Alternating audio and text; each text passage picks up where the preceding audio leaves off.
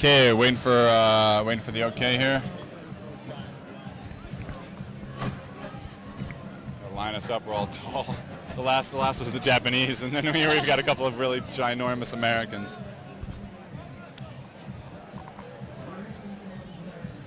Okay, I'm here with Alicia White and Manu Argili from the world champion Fury. Alicia, Manu, you guys scored a lot of points for the team. I want to say more than half. It seemed like you guys were everywhere around the field. How did it feel out there running? Did you feel good running out there? Yeah, we felt really good. We have a good, strong, deep team, so our sort of slogan throughout this whole tournament has been 26 strong, so we've had a good rotation, so I think all of the team felt pretty fresh going into this game. Tell me about their defense, Alicia. They were really, like, every time you looked into the throwing lane or were like a step behind on your throws, they were there. Yeah, they're really quick and they play the space really well. Like, we have to work for everything out there. They're a great team. Manu, at the end of the game, you made a couple of big plays. You got a defense, and then you sent that disc to Shmi for a big goal. How did that feel? How did that feel when you released it? Did you know that was going to be a pretty straight shot? Yeah, I think I had a sense that we were going to be a score, and that's my role on the team, to like be the cutter that also hucks it deep. So we had practice. Okay, so that fit in your role. Manu, also I noticed, and Alicia, you as well, Manu, I didn't see you much in the first half. In the second half, you didn't get off the field. You stayed the entire time. They kept you out there for a lot of points on O and D. You know, were your legs still fresh out there? Yeah, feeling good, yeah. Because as Alicia said, there was 26 of us, and yeah, everybody got to play every game, so everybody felt like they had a lot of legs left. Okay, great. Because it did look like you were tired. Both teams looked like they were a little tired, but you guys got the big D's at the end and pulled it out. Let me ask you, Alicia, at any point in the game towards the end there, and it was getting really close, Universe Point, Uno was up the break on you guys. Did you feel nervous? Well, there's always sort of a sense of nerves, but it's just how you use that. So we knew that each team could only score 1 point at a time, and we were just going for that 1 point each time we were out there. Okay, guys, congratulations on winning World Ultimate Club Championships 2010. Well done. Thank you very much. Thanks.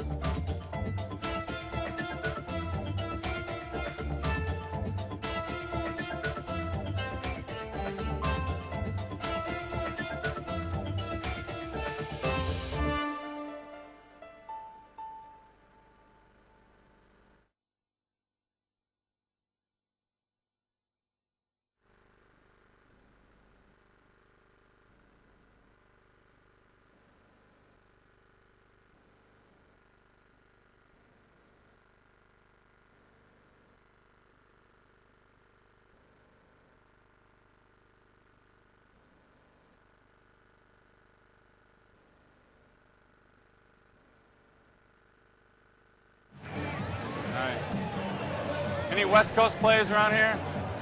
West Coast, West Coast.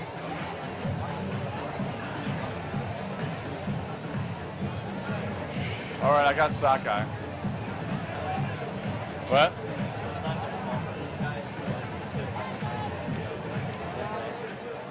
Yeah. He said he talked to a guy last night. That must have been you. That's what Mike Payne told me. So that's fine. We can roll with that. How long until we're up?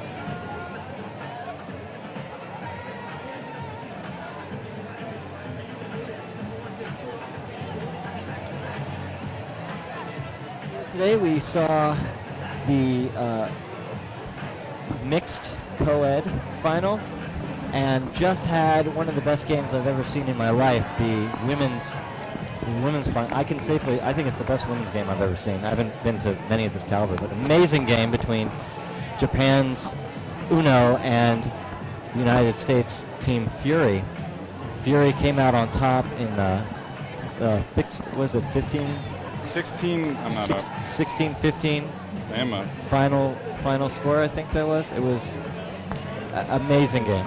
So the expectations have been set for quite an exciting open game.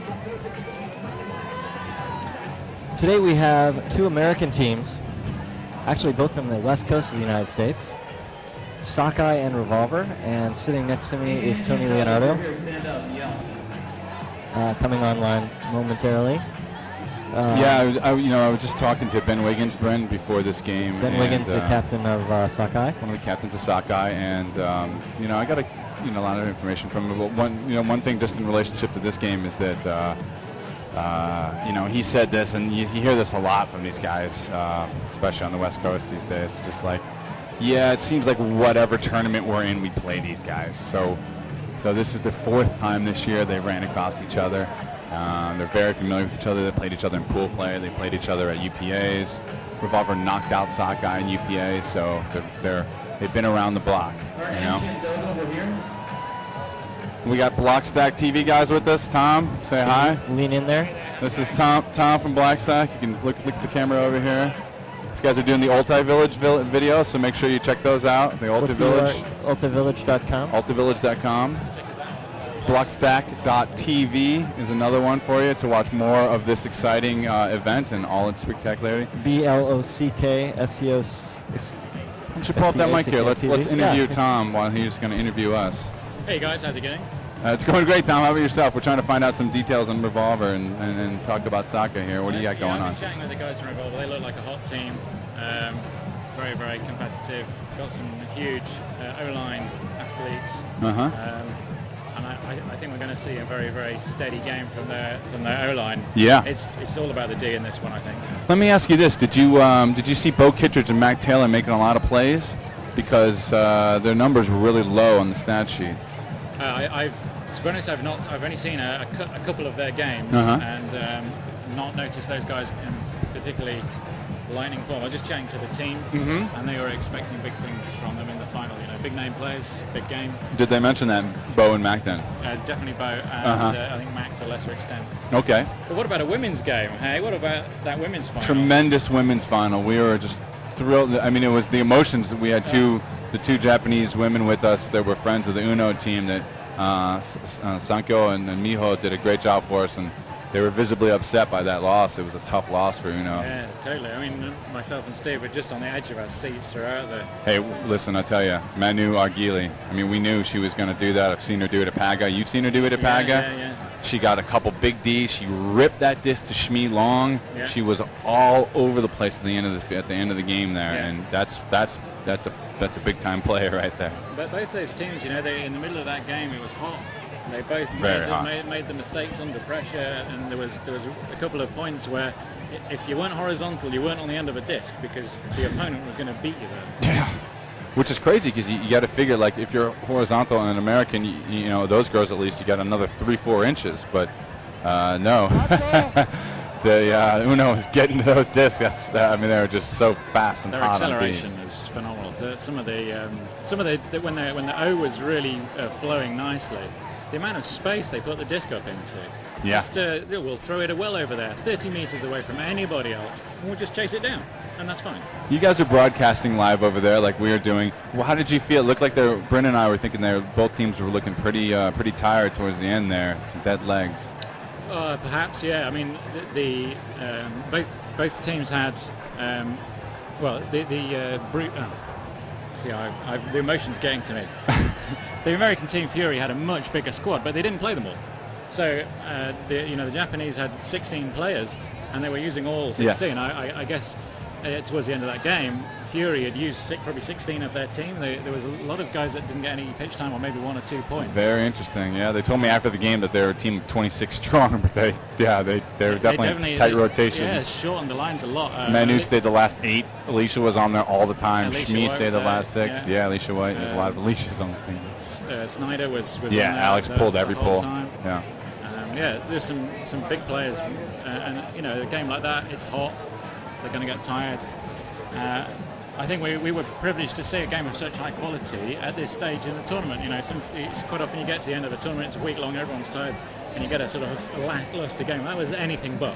That was a real classy number. That was great. We're privileged to see it. And all the right calls are made. Saw a lot of contested calls, and we saw the replays here, and 9 times out of 10, the right call was the right decision to come to. Compared with some of the games I've seen this week, there was barely any calls. Yeah. And the ones that there were, they were resolved fairly quickly. It was nice to have the guys on the sideline as well, just letting us know what the call is on pitch with the hand signals. That's the first time I've seen that, and I found it very useful. We didn't even notice that. We need to find that, actually. Hey, Bryn, if you go outside, find out tell us what the hand signals are, actually, while we're live on air here. So you've got a big V in the air. Uh-huh. That's violation. Okay. A cross with your hands. Okay. That's foul. Okay. And then if you interlink your fingers and pull your arms apart, that's a contested. No, interlink your fingers. Uh-huh. One hand up, one hand down. Okay. Try again. So turn one hand face up, one palm face down. Okay, towards each other, facing towards each other. Your palms facing. Okay, one palm face the floor. One palm face the ceiling. I wish the camera was on us to see this. One palm face the ceiling. Other way. Turn the other way. Okay, other way. Keep going. Okay, all right. Now interlink your fingers and pull them away from each other. I'm gonna have to do this myself. Like that. Oh. Here, That's you hard got the to camera describe. on now, so go ahead. So you're trying to. This is that's a contested and then foul. Your arms down. This is a foul. Flat down by your sides. Your arms. That's uncontested. Uncontested. Okay. Contested foul. Yeah, and then arms either sides at right angles. This. That is a pick. A pick call. Okay. Yeah. Timeout is obviously. Timeout. What about a goal? Timeout would be this. Yeah. This is a. I think goal. I'm a little too. left hand towards the end zone, right arm right angles. Okay. So and this is, you said this was a pick, correct? It's a pick. Okay. Yeah. And so it's quite nice to. There's a guy on the sideline. Come here. The guy on the sideline doing all the calls this year. Closer. Roman was doing all the calls and just relaying what was happening on the pitch, and I thought it was very useful for the crowd once we'd understood what the hand signals meant. A very, very useful thing to have. It's hot in here, Tony. It's hot out you there, know who that is? That's my teammate, Utsov Sherman, and his little girl. His little girl Andy playing in the sand there. That was pretty fun to see. Oni is actually his little girl. So Tom, what have people been talking? What's the scuttle outside there about this game? Revolver, Sockeye. What do people? What are the fans like? I've not really spoken to that many people. We've been just down on the side, just interviewing the Fury guys. But I think Sockeye have had to regroup over the last couple of years. A lot of the players that they were known for have left the club. It's a different Sockeye we're seeing now. They've had a bit of an up and down journey to this final. But, do they want it? Do they want it enough? I think we're going to see a very disciplined game from Revolver. We're going to see a lot of flair from Sockeye. We were chatting earlier in the week about the ways to play Ultimate at this level, and it's a risky game. You can play your game safe. You can play 30% passes and make sure, you play 80% passes. Every pass is at least 80%, and if you complete them all, you're going to be a nice safe team. You're going to score a lot of points. Or you can throw some 30% passes. Yeah. And if they come off, high risk, you're high going to reward. win games. Yeah. So I think that might be the difference in the two teams. I'm expecting Revolver to be within themselves, solid, and Sockeye to be the team that maybe man for man don't quite have it. They're going to throw higher risk stuff, more flair, bigger grabs. It's just how I feel the Sockeye team are going to have to play to beat Revolver. I'm off to do a bit of commentary for Ulti Village and for Blockstack TV, and I'll catch you, Tony, later. All right, Tom, thanks for stopping by. Pleasure to have you. Good luck out there. By the way, did you guys want to ask me something? Oh, yeah, right on. Yeah, keep that door open for now.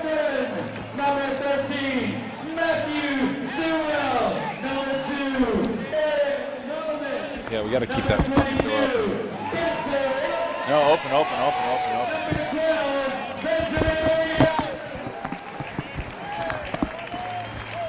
I don't know why the mic is cutting out, but it is. You're messing with the lines.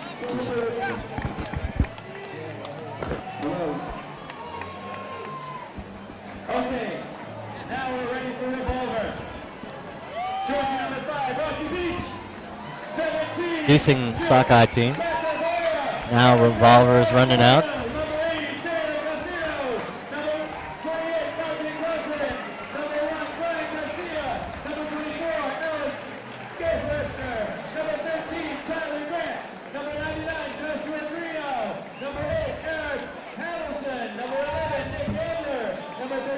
Number 27, Ashley Joy.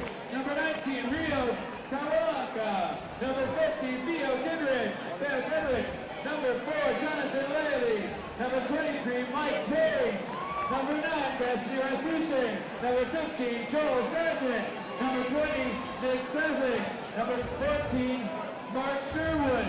Number 40, Matt Tyler. Number 29, Bob Watson. Number 6, Ross Weisman. Number 7, Russell Wade. And our last player, Nate Chapman. It's his happy birthday! Finished calling out all the teams there. Big teams, big deep teams. So it takes a little bit of time. I don't know if you heard all of the call there on the players, but here we're going to call them out. Here's Sockeye's roster. Jamie Idaho is his nickname, Arambula, number 44. Frank Barrich, number 25. Dave Beestock, number 21. Michael Caldwell, he's been with the team for 3 years. One of the longest members of the team, for about 5-6 years, number 20. Nathan Castine, Ben Wiggins before the game was telling me he's a hot and cold guy. He can make a lot of big plays with him. That's number 15, Nathan Castine. Charlie Ellis, number 18, came out of playing for Shazam. Eddie Feely, number 33. Andrew Fleming, who is also one of the core members of this team, been around for a long time. Andrew Fleming, number 23, made the huge, impossible layout grab to salt away the game against Ironside 2 days ago in quarters. Sam Harkness, number 9. Adam Holt, number 40. Ben was telling me who was going to be a pretty big handler for them. Ray Illian, number 99. Tyler Kinney, number 11. Matthew Knowles, number 7. We're looking at Revolver right now, but we'll get to the Revolver in a second here. Ali Lennon, number 4. Mauricio Moore, number 3. Phil Murray, number 6. Moses Rifkin, number 10, who is playing after a microfracture in his foot. Bailey Russell, number 8, just moved out to the West Coast. Joe Sefton, number 24. Matt Sewell, Skippy they call him, number 13, is going to be all over the disc. Aaron Talbot, number 2. Spencer Wallace, 22. Ben Wiggins, 12. Here we're looking at Revolver.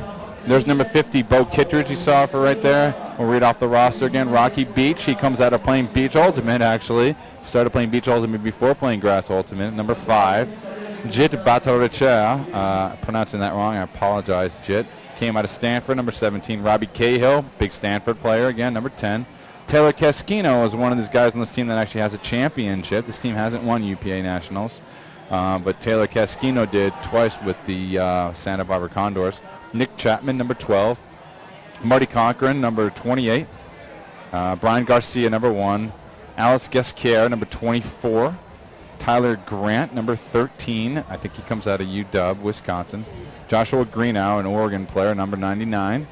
Eric Halverson, number 8. Nick Handler, number 11. I believe he is a UCSB player or Stanford player. Jonathan Hester, number 37. Ashlyn Joy, number 27. Rio Kawakawa, 19. Bo Kittredge, number 50, we talked about, out of Colorado. He came with his buddy Mac Taylor, number 40. Those two guys look for Bo up in the air. He's got some of the biggest ups in the game, and big-time player. Jonathan Levy, number 4. Mike Payne. Mike Payne used to be the president of the board for the UP. I think he still might be. He's been in San Francisco forever. He's definitely the guiding light of this team. He put this team together, I think. Number 23, Mike Payne. Cassidy Rasmussen, number 9. Joe Schlotlet, number 15. Nick Schlag, 20. Mark Sherwood, number 14. Really fast, that guy. Played against him in Summer League. Mac Taylor, number 40. Bart Watson's been at the big stage. Number 29, won with Team USA Worlds a number of times, I believe. Josh Weissman, 6, and Russell Wynn, number 7. Okay, Bryn, there we go. The whole lineup down the line. Mike Caldwell was a freshman on my floor, and I was a senior at Carleton. Oh, really? So another Carleton-Seattle connection? Who knew? He was very talented from when he first started playing, and obviously several championships. I don't know how many at this point. So, but guys, nice to see him here. The first thing we know, of course, is that this is a rematch of pool play and a rematch of 1,000 other tournaments these guys have played together. Can't say that many because this is only Revolver's 3rd year, maybe 4th, 5th year? 5th year. It's kind of surprising, actually. I didn't know they made it that far. But they played each other a lot. This is San Francisco versus Seattle. It's 30 degrees here Celsius, 86 Fahrenheit, but hotter than that in the sun. A little bit of breeze, but not too much. And what there is with the disc right now. Just put up deep at the first. Nice catch. With the nice mohawk, too. That's Caldwell, number 20. Oh, he lifts up a floaty bladey hammer that's forehand that's going to work. Did he toe the line? I think he did. I think he made a good play on that. I think that's Fleming. Sorry, different Mike Caldwell I was talking about earlier. You're fired, Bryn. You can just walk out of the booth right now. And get us a beer. No, just kidding. So, yes, look, there it is. You're not gonna have this? Yes. Enjoy. All right. The earlier game that they had was actually shortened due to lightning. Revolver won it 13-10. This was on Tuesday early afternoon. I know that Sockeye was very unhappy to have the game called before it was finished the way they wanted to, but it was definitely a win by Revolver. Pretty intense. It was extremely intense rain, and it was not a question. It was really coming down for I don't know, half an hour that day, enough that they had to call a lot of the games because the fields were soaked, and shorten the games and put them in the next day. So Sockeye looking for a different result today. Second pull of the day, no turnovers. And just curves out of bounds. Okay, number 10 for Revolver coming to pick it up. That's Robbie Cahill. Yeah, he's going to be around the disc a lot. Stanford handler. He's a pro, this guy. He was top 5 Callahan votes for quite a while. Now, Revolver and Bryn's an interesting team to me. A lot of people know that 2 years ago, the San Francisco team broke through and finally won nationals for the first time in a long time. And that was Jam. And that was another San Francisco area team, not Revolver, and they don't share players, which is actually quite surprising. And there's a quick score, a lot of speed. Look at that speed down the field by Revolver. I understand that one of the adjustments that Revolver has been adjusting to has been including some of those Jam players. There's maybe 2. I think there's I think they may be important ones. Who are they? That was just what I can't see. I don't recognize anyone on in this roster that was on Jam, to be honest with you. Maybe he was speaking. Maybe they didn't come. I don't see anyone on here. I could be wrong. Maybe Chapman was on Jam? No, I don't see any Jam players here. I don't think Bo played with Jam. Oh, you know what? I think they're getting Big Jim Shetler for the fall, but he's not here now. That's the only thing I could think of. Talking to one of the captains, Mike Payne, yesterday, he was saying that they have one of the major focuses for them in preparing for this tournament was also preparing for nationals in the U.S. Preparing for a double peak is yeah. He said that's quite challenging. Yeah. So they said it's very unusual for a team to win both U.S. nationals and worlds, if almost impossible. And so, but they're trying to do it this year. All right, Mac Taylor with the pull. Looks like Wiggins maybe with the glasses was on the receiving end of that. Here's Caldwell going deep. They're going to send it to him. Look at that inside-out backhand. It's going to go a little too far, though. He's going to check it out. It's a beautiful throw. Great catch. That was a nice float on that. I got to say, you put a lot of touch on that throw. I thought it was going to go too far, but that looked beautiful. I didn't get to see who threw that. I don't know if you saw, Bren. I did not see. We'll see. Let's Get to see I here. think he's got the red hat. Yeah. Okay. Aaron Taylor. You're saying Taylor. Aaron Talbot, number 2. Aaron Talbot, number 2 with the throw. Beautiful throw. Just a beautiful little. You gotta throw across the body on that because he's not throwing an outside in, and he wasn't quite throwing it inside out. He had to get his wrist up high and then snap it on the top over the defender because the mark was sort of that direction. Anyway, great throw. Sails it nicely for Caldwell. Play call off the stack. You notice he cut in from a 1 spot in the vertical stack and then rolled out deep right away. I'm going to recorrect myself. That isn't Mike Caldwell. I know. He's just gotten a little bit more muscly since the last time I saw him. Wow, he really muscled up, huh? He ran. Creatine. That was half the field in that sprint there. 44, that's Idaho. You see right there. Number 4, that's Ali Lennon. I think with the pool was number 15, Nate Castine. And looks like it goes out of bounds. It's 2-1 Sockeye. Everything is on serve. Looks like Revolver is setting up for a horizontal offense. Maybe a little bit of a U, putting them toward the side. No, it looks pretty straight toward. Looks like a horizontal offense. That brick mark is a good third of the field, so pulling it out of bounds really hurts the defense. Looks like a. Yeah, is that their second pull out of bounds? It's the second of the game. Okay, Revolver wants to work it under. Look at the speed on both sides here. So, one thing I wanted, you see number 50. You don't see him in your picture right now, but number 50, Bo Kittredge, he's out there in the flat, guarded by, who's the guy with the yellow, green? There he is. See number 50 right there, Bo Kittredge. Everyone knows this guy gets up in the air. It's a big factor. Now, in the finals and nationals this past year against Chain Lightning, it looked like they concentrated too much on jacking it deep to Mac and Bo Kittredge. And even though those guys are the superior athletes in the air, they lost that game. They just went up too many times to the well there. Ooh, here's an open guy down deep. Nobody holsters it. So we got a little bit of a call there. So let's see. With the disc is number 1 for Revolver. That's Brian Garcia with the disc. Let's see what he's going to do. He's going to find Bo under. They're going to give Bo under all day if they want. Honestly, they want to get burned deep. Of course, here's an opportunity for them to burn it deep, but no. Garcia being patient, very patient. Another call. It's not exactly chippy. It's just that there's a lot of trying to get positioning and find out the proper stacks on the field and where the movement is here. Defense not giving them. His defense is pushing pretty hard, but they're swinging it without too much trouble. Just having a little bit of difficulty moving it down the field. Another call. So back to Cahill. No, is that right? Is that Cahill? Number 10. See. Yeah, I believe that's Cahill.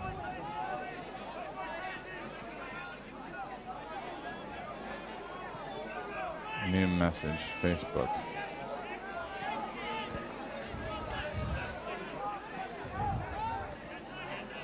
Looks like they're running a cut toward the line. But it's really, this game, the men's game, the open game moves so quickly. Yeah, it's bring back hard, the women. It's hard to see what's happening in terms of the structure on the field. Little give and goes there. No call. That there might have been one if they wanted to be. Swing around. Good hard D.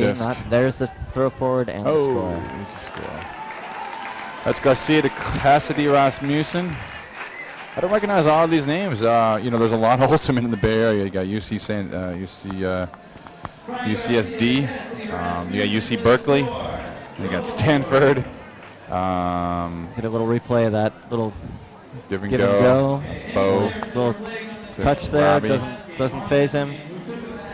And you'll throw a swing around the back and the forehand to the line and a little high backhand for the score.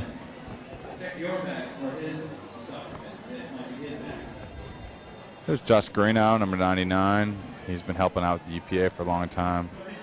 He's been involved in Ultimate for forever in Oregon there. I think he first started running Junior Worlds 2002. No, not Junior Worlds. Junior National Championships.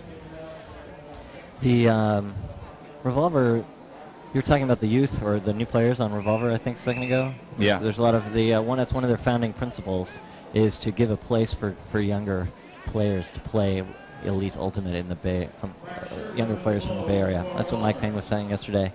There's an article in today's Disquito, which is the newsletter. For those of you who are not here, which is probably most of you listening online, you can go to wucc2010.com and find a lot of articles from the printed newsletter and more. Where is that newsletter? Is this it? This is it. That disc landed in and rolled out.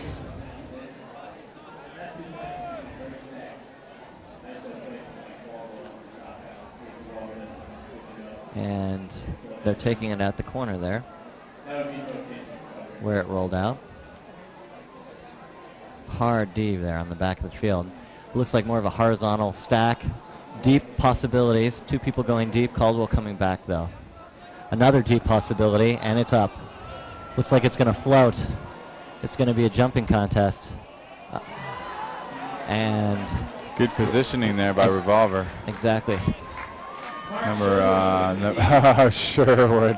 That dude. Okay, yeah, he's fast. One of the fastest guys in the field, if not the fastest guy in the field, is Mark Sherwood. He didn't need it in that case. That disc just hung up there and waited for him to Yeah, catch that's up. true, but he did the crafty thing, which is he just ran underneath it quicker and got to the spot. I think the Sockeye guy thought he had boxed him out. And He read it faster. Yeah, yeah. I saw him do that on an off man in Summer League, like I was saying, and he just ran halfway down the field and just D'd up this pass that was to, some totally other person for no reason, and he ran 3/4 of the way down the field to get the D. It was one of the more improbable plays I've seen in my Ultimate career. So Revolver with So that was the first turnover, and of let's the- see if Revolver can capitalize. they're moving Playing it. pretty conservative, just as you predicted, Brand. Lefty flick, that should be an easy goal. And it Beautiful. is. Wow. Number 28 there on Revolver. Yeah, that's Marty Cochran, just as they called out. Revolver.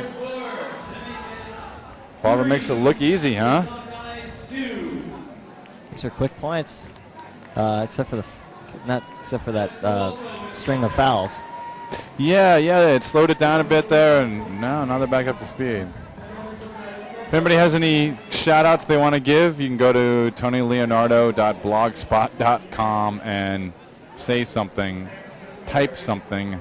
I know it's still early back in the... Oh, here we go. Let's see, we have a comment here. Let's see if this is anything of any interest or if it's just slamming us. Oh, I don't recognize anyone on this Revolver team really used to play for Jam. It would be nice if the announcers had some minimal level of knowledge about the players they're talking about. Well, I don't actually live in the Bay Area, so nor do I live in Japan, which was. I did watch the Jam finals and the major players on Jam, and they're not on this roster. So sorry, Jeremy. If I'm wrong, I apologize.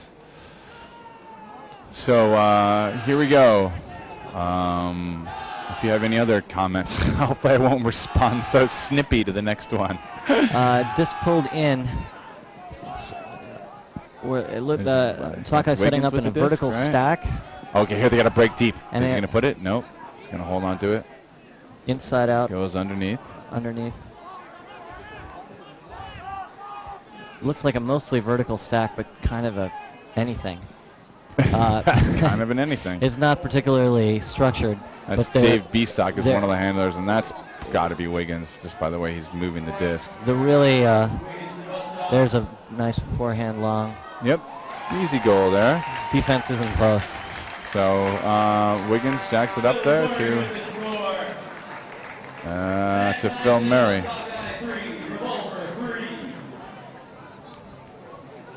See the replay.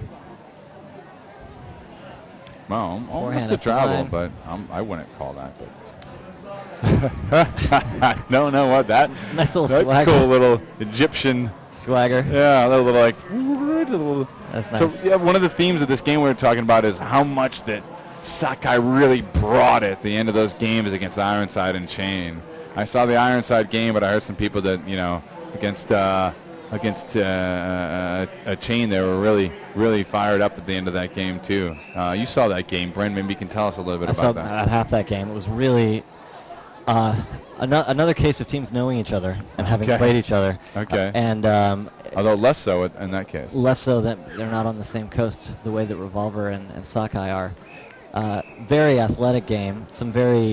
Some emotional moments in some of the calls. Definitely more of an American game than some of the other games than we've seen. So it was a little chippy in the tournament, but not. I don't mean that in a foul calling way. Just very, very aggressive. Okay, so here's Revolver. Let's see. This looks like a little junky zone D from Sockeye. Little double team there from Nate Castine maybe on Sockeye, but uncalled. Now they transition out to man, and Revolver's got a quarter of a field to work it now. They got some options. Stanford's, this is tradition. Stanford is to work it smoothly. Actually, this is what the West Coast offense originated at Stanford University in the 80s, and it was a short offense, Brent. It was a back and forth, not a lot of deep looks, just figuring out which way your defender was going and then going the opposite way. Huh. A lot of short passes, quick throws, and so, this is like going back to the basics. Here's Bo under, and he floats one that could be a goal. Nope, not in for Brooke Garcia. He's going to have some options here if he takes his time. Ooh, nice D, though, and nope, not enough. It's a swing around to the side, to the break mark side on a dump and a swing, and it's a goal for Cahill. Do you think we're going to 4-3? Just that single turnover so far?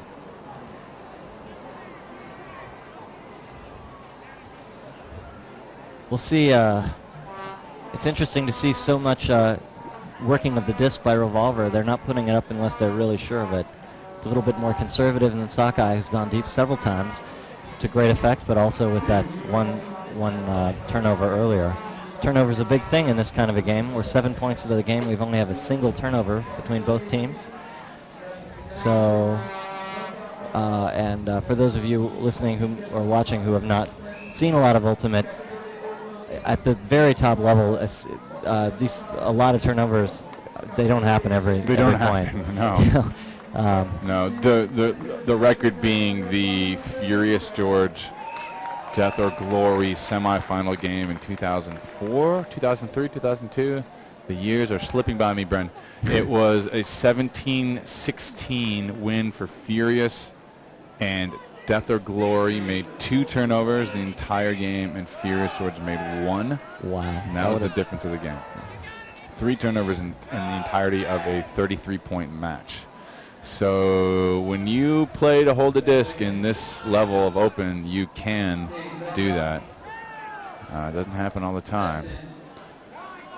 So here we go. Sockeye underneath. They got a cutter going deep. He's going to send it. No, he holds it. And now he's got little options, but looks like he finds Ben underneath. Roughly vertical stack, looking downfield. Yeah. Players moving very vertically on the field. The break marks again for the open guys, not a problem. Anybody can break almost any time. Great layout. Huge layout by Ben Wiggins to make that. Now let's see what he's going to do. He dumps it up the line for a score. Wiggins makes sure of that one. Makes it look good. And then jams it into the corner. Gosh, we tried to do that at Masters and it never works. Jammed it looked like he jammed it into Skippy, actually. Let's see if it's Skippy that he hits. Hard to see. Aaron Talbot was saying. Uh-huh.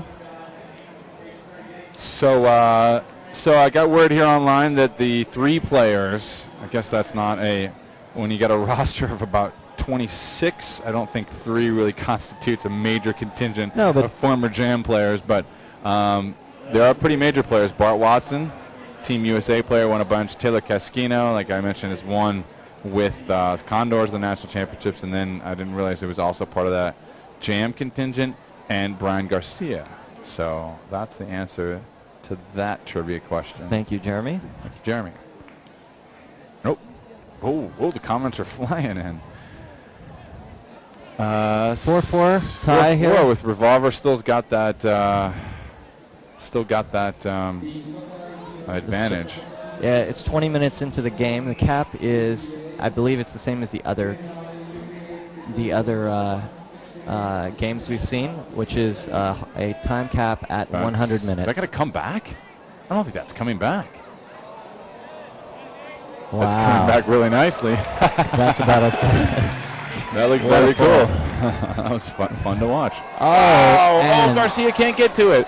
That's what a great pool can do sometimes. It really changes kind of the makeup of the flow of the pace of when you're going to pick up the disc and move it in there.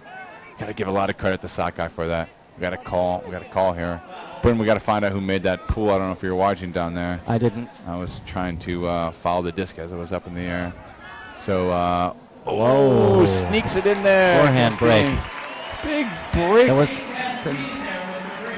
Castine to Ray Illian. Ray Illian, who I saw make a number of big plays. He teed up Danny Clark. See that again here? Iron side. And watch he him just go low. drops it right under the arm there. Look at that. Sneaky. Ray Illian from UW. I kept on confusing him with Ray Parrish from UNC, so I apologize to Ray Illian and Ray Parrish. But, wow, they got the break back. That's huge for Sockeye. Still early in the game. You got to figure of any of the games, Bryn, this one's definitely going to go to 17. I would think so. Especially, actually, there's not that many calls so far. Yeah, it's been clean. It's been nice and clean. The game is going to go pretty quickly if they don't turn it over and there are not many calls. So let's see, what else was Wiggins telling me before the game? I got some notes here.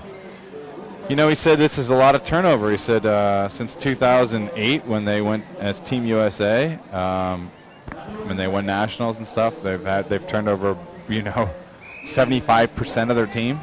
So this is an entirely new Sockeye team. He said that we restock from the juniors level players in Seattle. So he says we don't have to go out of Seattle to get our players. So it's amazing the amount of players that are around these days and how a team can win in 2008 and have an entire turnover and come back and be in the finals here at Club Worlds 2 years later with a totally revamped roster. Sockeye playing a zone. Not a lot of wind, so this is just to disrupt the rhythm. But this is something that if you read Jim Paranella's books on techniques and tactics, he says that sometimes it doesn't matter if they're going to score either way. We talked about how offensive efficiency, but if you get them out of rhythm, sometimes that can be an advantage for later in the game. And even for this point, just to show them something different. I think that's what they're concerned about here. They got their break. They got their break after that huge pull. What they need to do is make Revolver think a little bit more, get in their heads. And this is a good way to do it. It's a lot of work, but it's Greeno with the disc. He laces it deep to the end zone. He's got Garcia. He's got two of them there. Taylor Casquino, I think, with the score there. Sockeye player underneath the line there. My bad. Cassidy Rasmussen with the score.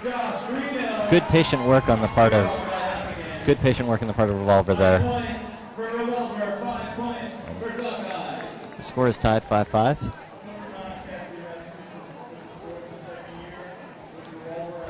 See Revolver walking off the field there a bit. There's another school we forgot, Brent, Santa Cruz. And that guy that just caught the goal, Cassidy from Santa Cruz. So you got a lot of feeder colleges out there. It's a big advantage to the U.S. UC scene, Davis, especially in comparison to, what do you see here in Prague? What's it like in Prague? Well, there's really not a university system in Europe the way there is in North America. Yeah. So there's, every year you got thousands of new players coming in, more excited than ever, and that's a big competitive advantage for North America as a whole. Obviously, it doesn't mean it's impossible to compete, but it certainly helps it helps a nation when they have such a broad base to draw from. Yeah, it's certainly been the case. We played some European club teams here, and you see European clubs, and they're a club, and it's the same guys, and they stay together as a club. They meet as a club. It's like a social club, but it's not like a constantly evolving university scene that's kicking out players. So here's the pull from Mac Taylor, and it's hanging up. Looks like it's going to curl out of bounds, but maybe not. Stays in, but dies a little short. That's an easy dish up the line there. It's a good 20 yards. But they don't jack it. There's a good little movement underneath. You know, no problem. Lots of space, lots of space. They got all day here to work it. They're working up the line, no problem. Caldo with the disc. Okay, now they got some trouble. Is he going to go for the hammer? No. Break marks it. Swings it over to Ben. Takes it over to B-Stock. B-Stock's been with this team for a while. We'll see if we can get the... It's Aaron Talbot. My bad. Yeah. Players are supposed to stay off the line a little bit, but we'll see if we can... Pick call. Pick call.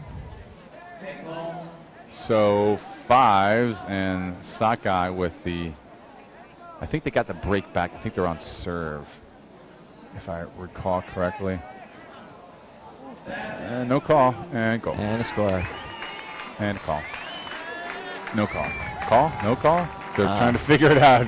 Revolver's like, guys, come on. Someone's got to... Somebody call it. Somebody heard. I heard something. I stopped running because somebody said something. Here's the... But, oh, yeah, it was a foul on the throw. So that's interesting, Brent. This is something in WFDF.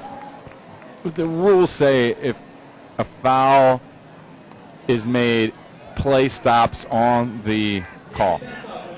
So if you foul and throw the disc, it's not a completion. It should go back to the original foul call. But we never play that way in the States. But if you read the rules specifically, and this happened in our game against Trebled Past, it will say that the point of the call of the foul at that point is where the disc goes to. So that's why you saw half the players for Revolver stop. And then they're like, oh, it was one of those foul continuation. Well, in UPA, we always let that go. So whatever, just play it, basically. So they're almost adapting. You know, the rules are kind of merging in. It's really hard to keep track sometimes, the minor differences and the large difference between WFDF and UPA, especially when you prefer one over the other, as some of these teams might. So there's the pull from Castine, who is getting props online for being a puller. And there's a big deep look. Okay, I think that's Garcia sending it deep. He's got a Sockeye player. Wow, nice read there, and checked it down. Is that Sherwood again? No, it's called a push-off foul. Well, no foul call, but he's a warning from the Sockeye player on Josh Wiseman. Well, we'll see the replay here. It did look like there was contact. I mean, I think if there was, he was getting position. He's just simply boxing out. Yeah. There was an arm. That's a good non-call. It's a good non-call by Bailey Russell, number 8 there for Sockeye, who mentioned it to him. Just let him know, like, hey, you did get me with the arm there. But I'm not calling it. Yeah, but I'm not calling it. And I think that's the right thing. Yeah, that's nice. Well, the structure of that on the last play, it's kind of an L stack. They had a horizontal handler stack, and then most of the guys along the side, along the close side to where the cameras are. So really opening up the whole field, lots of room. Almost a called play. Maybe it was a called play with a specific cut, but definitely creating a lot of room for that play to happen. You think Sockeye's going to recognize that and try to, well, again, I guess we've discussed this a bit, but they played each other all the time. So they must know that. I guess they're not going to try any trick defenses to kind of stop that, right? It's just, that's our man versus your man. That's Revolver. Mike Payne was saying yesterday, it's difficult to get to win by a lot against a team that teams that know each other so well, that have so much talent. So they'll definitely be tweaking back and forth. They got I think both teams have strategists that are, paying attention to exactly what's happening to recommend what's happening, and they'll be relaying that to the captains, who will make a decision, who will disseminate that in a huddle. So we got some more mention of some other Jam players, so it's my bad on this. John Hester, Mike Payne, Robbie Cahill, Alex Gesquire, Eric Halverson, Josh Greenow. Now the real question is, were they all with the team when they won it 2 years ago? That I don't know. Payne wasn't. I don't. Oh. Yeah, see, I don't think he was anyway. either. But we don't want to talk. Let's not talk about the past. Let's just talk about the present. And the score is 6-6. Revolver's pulling to Sockeye. This is. Wind has looked like it's almost dead completely. Might be It's getting a little hot. It's warm. It's warm up here in the booth, I'll tell you. Yeah. And that pulls out of bounds. These fields are pretty. Are they slightly different than U.S. regulation are pretty much the same. But I know that in this tournament, some of the fields have been a little more narrow just because of the fields they were able to This find. looks like a UPA field. But I think I'll be honest. at this for the finals and a lot of the playoff games, they've been full size. Wow. Oh, nice sky Nice ups by by Caldwell. Well, you know, this is pretty consistent, this O-line here. Haven't seen, I've seen Wiggins and Caldwell and B-Stock out there the whole time. Ben with his tricky little throws he's so good at doing. Throwaway that was from... I don't know if he thought Caldwell was coming back to the disc. Yeah, it looked almost like a miscommunication. Yeah, because he... a bad throw. He threw it out to that spot out there. Disc up. Ooh. Whoa, up to Mac for the goal. Good quick reaction by Revolver there. Put the disc in play. Yeah, so we're seeing a pretty tight line, you know. He just picks up look the at that. disc. Oh, Guarino moves it up to the line, drops it down. And now he's going to just... 29, picks it up, and that's got to be Bart Watson, isn't it? Yeah, that's Bart Watson. God, Team USA, this guy's been there. He's done that. Yeah, he's a smooth player. That's a smooth character. He's been doing this for a long time. Quick to recognize. Saw Mac open down there. Jacked it in there for the goal. And that's a break for Revolver. So Revolver up by 1. We've seen that would be the 3rd turnover of the game, I think. Not keeping track, to be honest. No, maybe the 5th. We're not supported by a whole staff of statisticians up here, so trying to keep track of what's going on. Taylor's last name is pronounced Casino instead of Caschino, which I can believe the Italians. It's nice to know that people are watching. Yeah. No, but I should know that with my Italian last name. Because the 2 C's make the ch sound, so I thought it was a hard one. Whatever. We all make mistakes. So Sockeye O, Anonymous says, Wiggins, B-Stock, Adam Holt, B.J. Sifton, who we haven't called out. Caldwell, of course, is everywhere. Phil Murray. And Andrew Fleming, who, according to some of our posters, normally plays D. So Wiggins... someone down on the field. It looks like an injury. Maybe not sure what happened there. Looks like a pick call. The structure of the game not as changing, not as dynamic as some of the other divisions.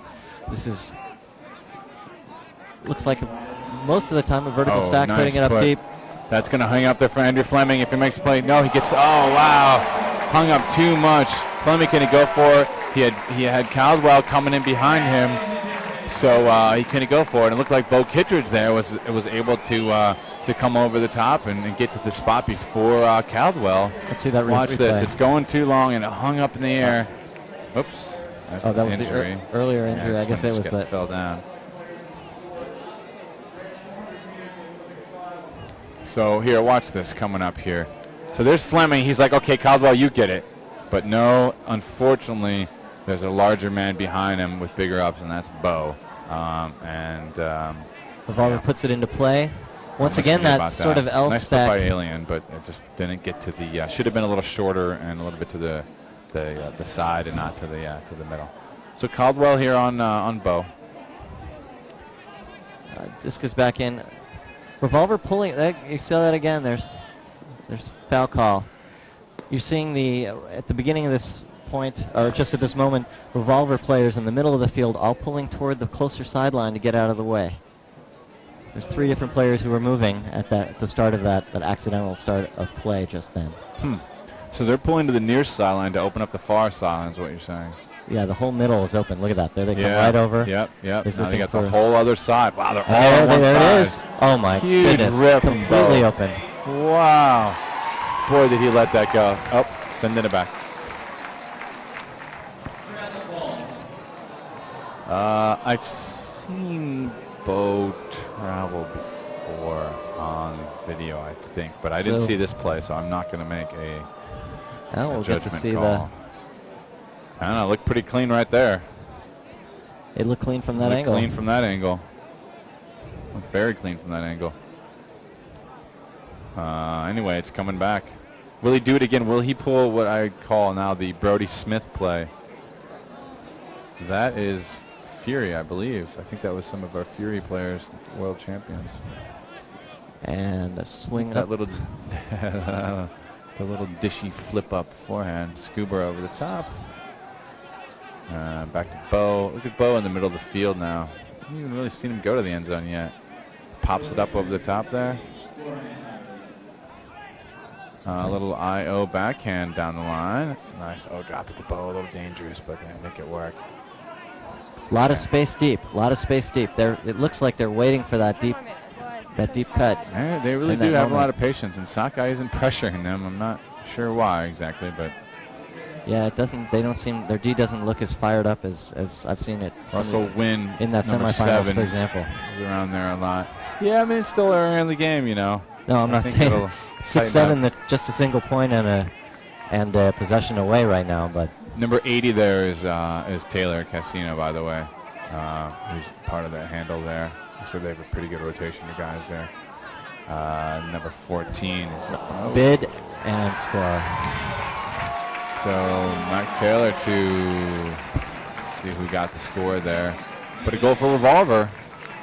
And it's another break for them. 8-6. Revolver's up by 2. Number 14 is Sherwood, coming out of Westchester, New York. So let's talk about what some of the interviews here in the newsletter, Bryn. You talked to Revolver. You talked to Mike Payne last night. What did you learn from him? It was interesting. I talked to Mike Payne. He's a very serious player. Boy, does he take his ultimate seriously. Not that a lot of people here don't, but he's all business. He talked about the double challenge, like I was saying earlier, of trying to peak at both Worlds and at Nationals, and how difficult that is for such a whole team. Yeah. And they started their practicing earlier, made their cuts. I think he said in March, in order to make sure that they were practicing. So they've had 4 months of practicing before they came here today. Before Worlds, all right.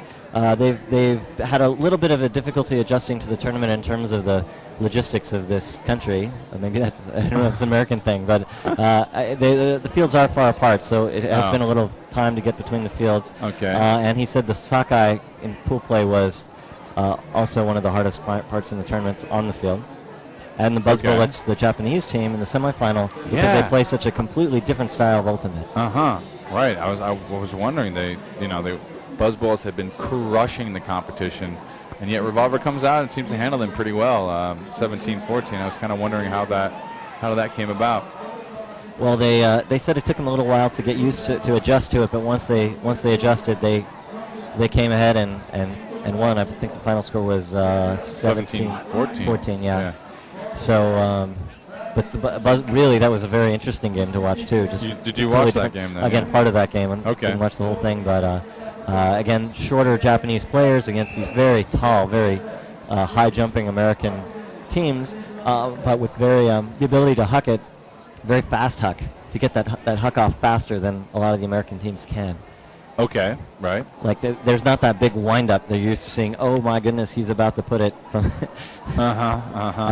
They just flick it, and all of a sudden it's gone. It's gone. Okay. So they had to adjust to that, but they did that.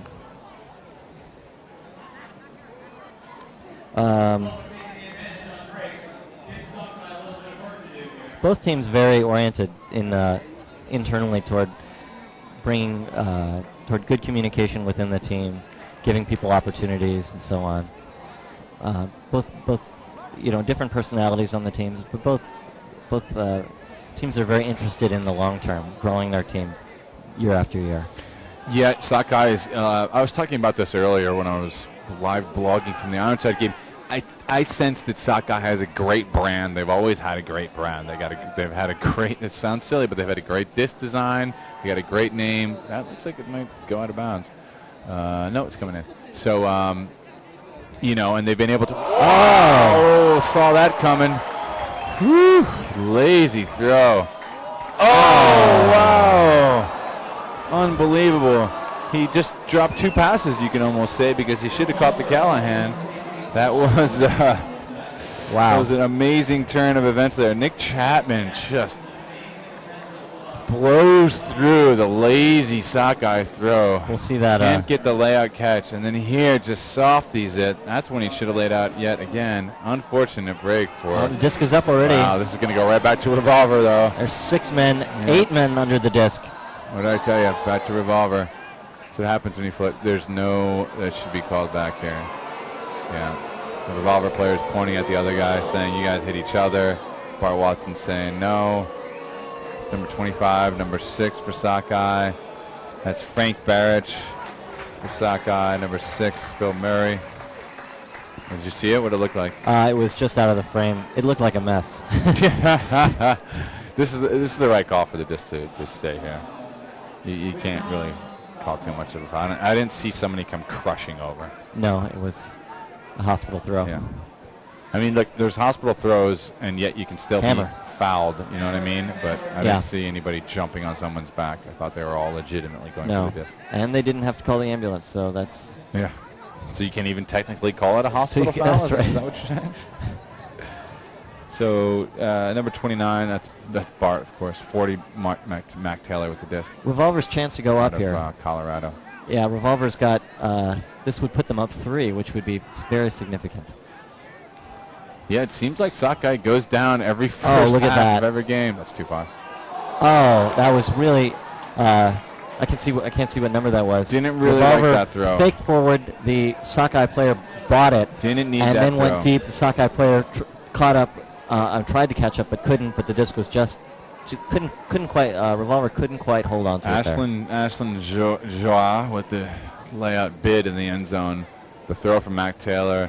I'm telling you, I don't like that out and around. He's got to. It's so hard to lay that in there on that angle, and there's no need for that. You know what? If he's going to do that, put a hammer up. Huh. Yeah. Otherwise, actually, you're why throwing not? that to the short corner. He's throwing a back, outside in, bladey backhand to the far corner. Ooh, double helix.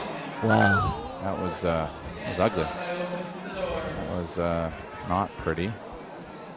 We've seen a couple rough throws by Sockeye in a row.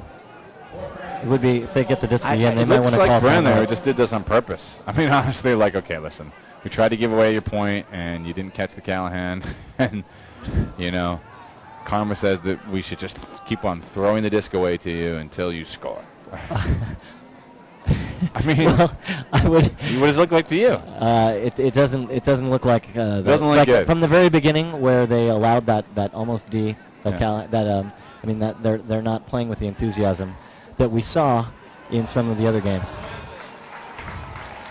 You don't need Actually- enthusiasm on offense, Bryn. What you need is consistency, good throws, and good decisions, and that's what they've been lacking. Talking to Dave Bestock, he said one of the challenges that Sockeye has in general is, well, I'll paraphrase. This is playing- halftime, by the way, guys. Oh, already. Yeah, 6-9. that was a 4-goal run by Revolver to take half 9-6. That's a So, pretty big deal. Yeah, Bestock said that he had, to paraphrase, he felt that sometimes Sockeye had a problem playing to their ability at all times. Yeah, gosh, you could see that. A little lack of focus, maybe. And it's, to be fair, this is day 7 of the tournament, and it's not an excuse, but all these teams here are used to 2-3 day tournaments. This is day 7. It's the longest tournament I think there is. And and again, I'm not making an excuse, just saying that. For example, Liz Penny was saying for Fury, and they just went and won it. Their focus ahead of this tournament was actually training for that length of the tournament, the length of those games, having the resilience to stick it out. It is the heat of the day. I hope that's not what's happening to Sockeye, but I think they're just what we said earlier. They're losing focus. Okay, we're watching the plays. There's Wiggins jacking it deep too. I think that was Wiggins to Caldwell. Actually, that was not Wiggins. I apologize. Here is Robbie Cahill, who looks like he's going to swing it, and there's the score. No, Brian Garcia's going to throw the score. Okay, there's the score to Rasmussen. Yeah, it's hot. It's hot out there. And Sockeye, you know what? It's every game. They seem like they go down by 2 or 3 and then try to make a big run at the end. That's the only thing I'm getting out of this. But they can't do that always. I asked Ben Wiggins walking over to the field. I was like, you guys made some big comebacks against these other teams. You know, you got your swagger, you got things going on. You got one more left in you? And he said, I sure hope so. So he seemed to sense that he knew that they were treading on water, and just, you know, thin water, and just what you had said too, of thin ice. You know, that they can be hot and cold, and you know, they can lose focus, and like Ben said, yeah, I hope they got one more left in them. We'll find out second half.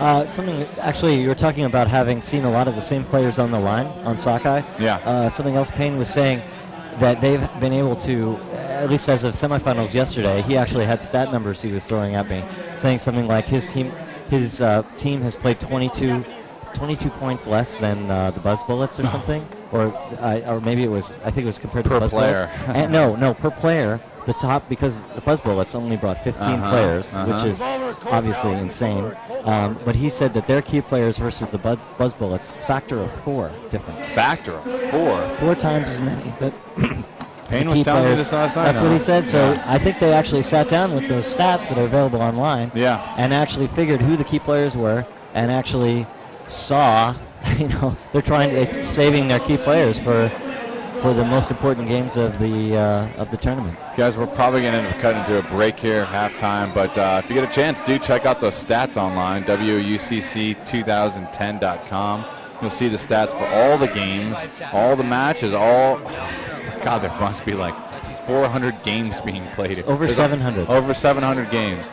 And there's time of possession, there's what time each goal was scored, goal leaders, assists, etc., etc. A little bit of everything. So check that out. Have some fun online. I hope you're enjoying the broadcast. And one more half of play here from Worlds 2010. We'll come back at you, and we'll see if Sockeye can make a run in the second half. Yeah, let's put water bottles in here. We're not drinking them. Figure it out. Delay the inevitable. Yeah. Delay the inevitable. He actually drinks them. The guy used it pretty good.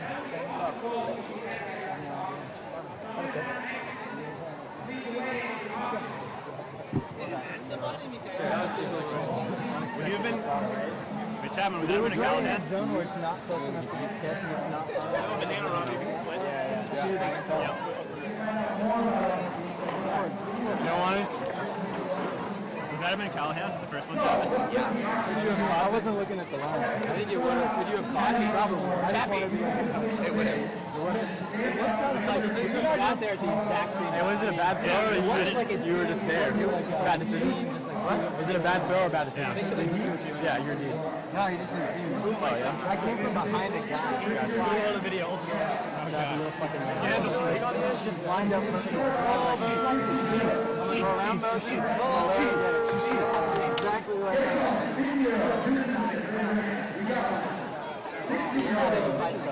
Skinny little sucker, huh?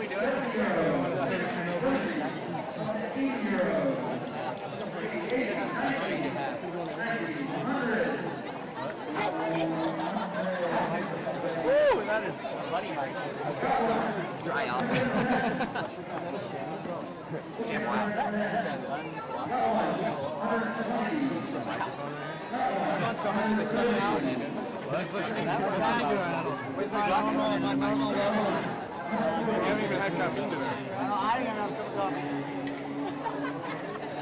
Oh my God, do not throw Jit the disc. That happened to me after the first one of the game. All I did was run deep and walk off the field.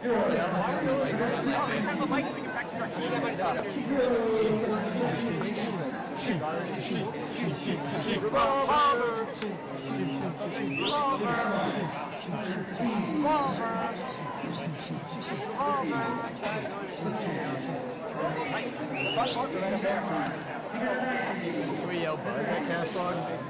Yeah, sorry. This one's fun.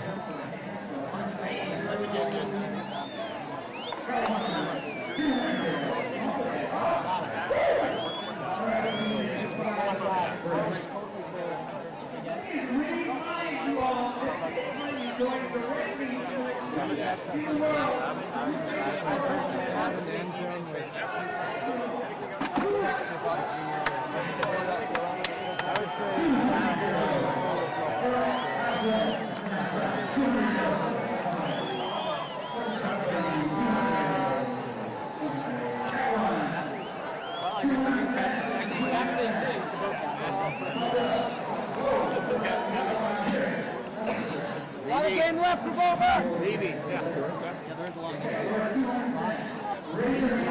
Rocky has his booty one. Time to fighting your focus, Revolver. Come on. Get yourself ready. Get your minds ready. It's time. Just like yesterday, it's going to be a battle. Second half. Get ready. Get ready. Hey, Revolver, let's huddle. Here we go. Huddle. Shoulders. Some people go side. See your brothers. I'm going son. I ain't afraid. Just the ball of fire. Mine's high. Mine's high. Not that like that. I'm not playing. Hey, one of the reasons I wanted to join this team is it's probably the most talented team I've ever seen. But none of that means anything that's happened without a little bit of D, H, I. If we bring those things, we've already brought, it's not happening. We can run away with that. The reason this happens is we do what it takes. Let's go, boys.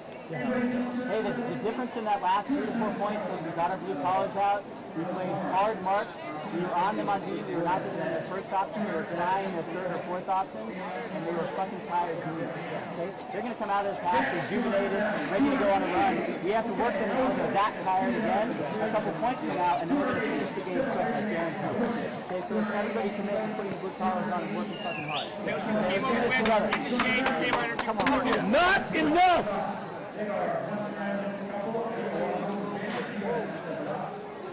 Revolver on 3. 1, 2, 3! He's got 300. What do you say to that? 300 down here. What do you guys draw? They said, okay, 300 versus that. Would you guys like to push it?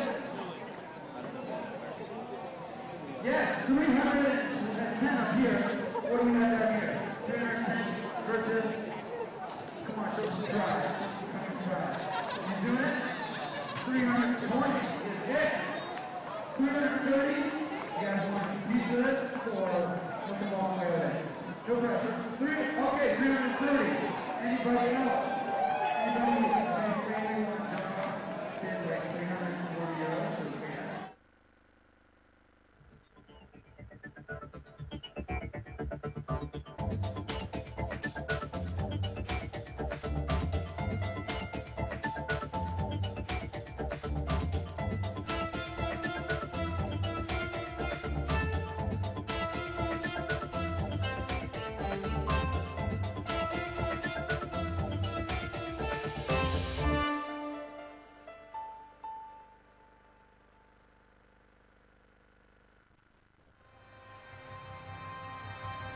Play-off KB Extraligy v rugby. Finále regionální pokrové ligy. Mistrovství světa v hokejbalu mládeže. Mistrovství světa v Ultimate Frisbee. Mistrovství republiky v Ultimate Frisbee. 17. mistrovství Evropy v akrobaci motorových letounů. Střižna.cz. Vysíláme živě.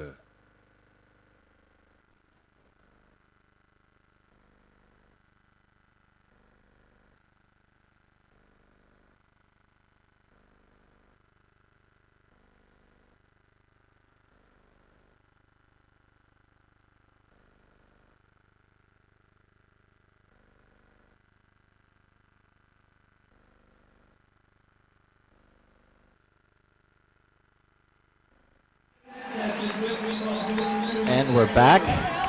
Welcome back to the Prague World Ultimate Club Championships 2010 in beautiful Prague, Czech Republic. We are watching the open final between USA teams Sockeye and Revolver. Revolver is up 9-6 at the half, about 54 minutes into the match right now. You're watching a guy who bid 500 euros after an auction started at 50 euros to donate money to send a kid to an ultimate peace camp. That's nice. And there's the pull. Sockeye is pulled to Revolver. Yeah, they might want to focus on the game here. Here we go. I don't know if they realize that the game is happening. The timing here was messed up between this little promotional thing. But that's all right. This is all happening at once now. So almost a turn there. Interesting structure we're seeing here. It's a little bit hard for you to see the whole field, but Revolver is... that looked down. Yeah. Definitely down now. So let's see if Sockeye can make this conversion here. This would be kind of important for them giving... Oh, Jackson deep, that's going to be a goal. Nice, Ray Alien for the score. Okay, they already look excited. That's a pretty good start for them. It's a great start for them. Like you're saying before the break, Sockeye come back many times in this tournament. Yeah. When they needed to, and they certainly need to now. Listen, they were pulling to be down 10-6 basically. That would have been a 4-point swing, which is certainly make-upable, but getting this break off the mark is a good way to start, that's for sure. 1 point at a time. Let's see where they get. Should note, though, that turnover wasn't really forced. Yep, no, it wasn't, but they'll take whatever they get. Absolutely.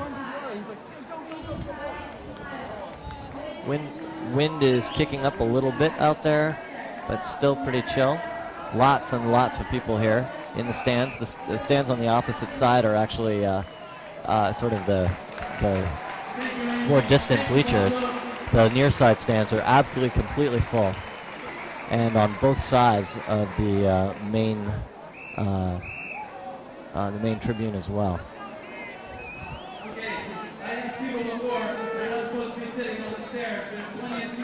7-9. Revolver is up, receiving from Sockeye. Nice curving pull. Big bounce. Revolver sets up.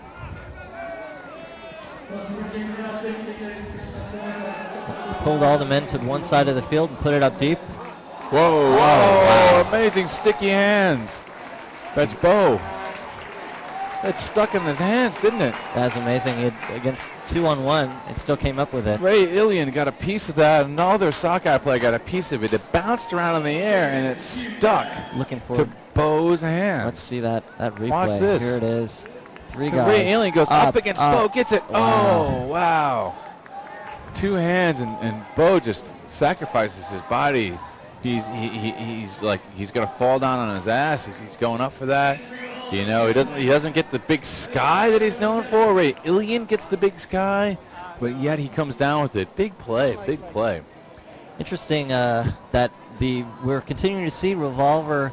They had their stack kind of in the middle of the field, but when that disc, just before that disc went up, the 2 or 3 guys in the middle of the field pulled over to the side, pulling the defenders out of the way too. Yeah. And really opening up the whole middle for the throw.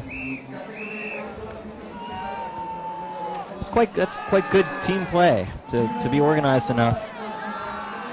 Well, yeah, you really have to commit. You have to commit your defender. You have to get your defender to commit, I should say. To follow you. Yeah. Like if you're pulling over to create space on the field, you know, your defender has to be frightened that, you know, you could go deep on him, and so he has to be honest. He has to stay on you and not poach the lane. Okay, here's a big break deep if he wants it. No, it goes underneath. Okay, just keeps a foot down. Nice play. Sockeye moves it up the line on the comeback from Fleming there. I think Fleming's got the disc here. He's getting bodied up back to Ben. Hard pick. It, but, you know, Adam Holt's got not in the play there, but 2 Revolver players ran into each other with a little bit more flash than actual. But it was definitely a pick. Disc goes up deep. Wow, and all alone, but it looks like it's going to be out I of think the Frisbee dog might get that one. Yeah. Right. If you weren't watching during the halftime shows, you missed the Frisbee dogs. Brent, what did you think of the Frisbee dog? Disc is about to. Isn't it beautiful? You can just the design, the Prague design here is great. We had a question online about the tournament publicity. They do have billboards up around town. Yep. For the tournament, but you know, it's a little overshadowed by the World Cup, I gotta say, I have to admit. And Wimbledon and Tour de France. And Tour de France. And LeBron James, for those of you in the U.S. LeBron James in the States.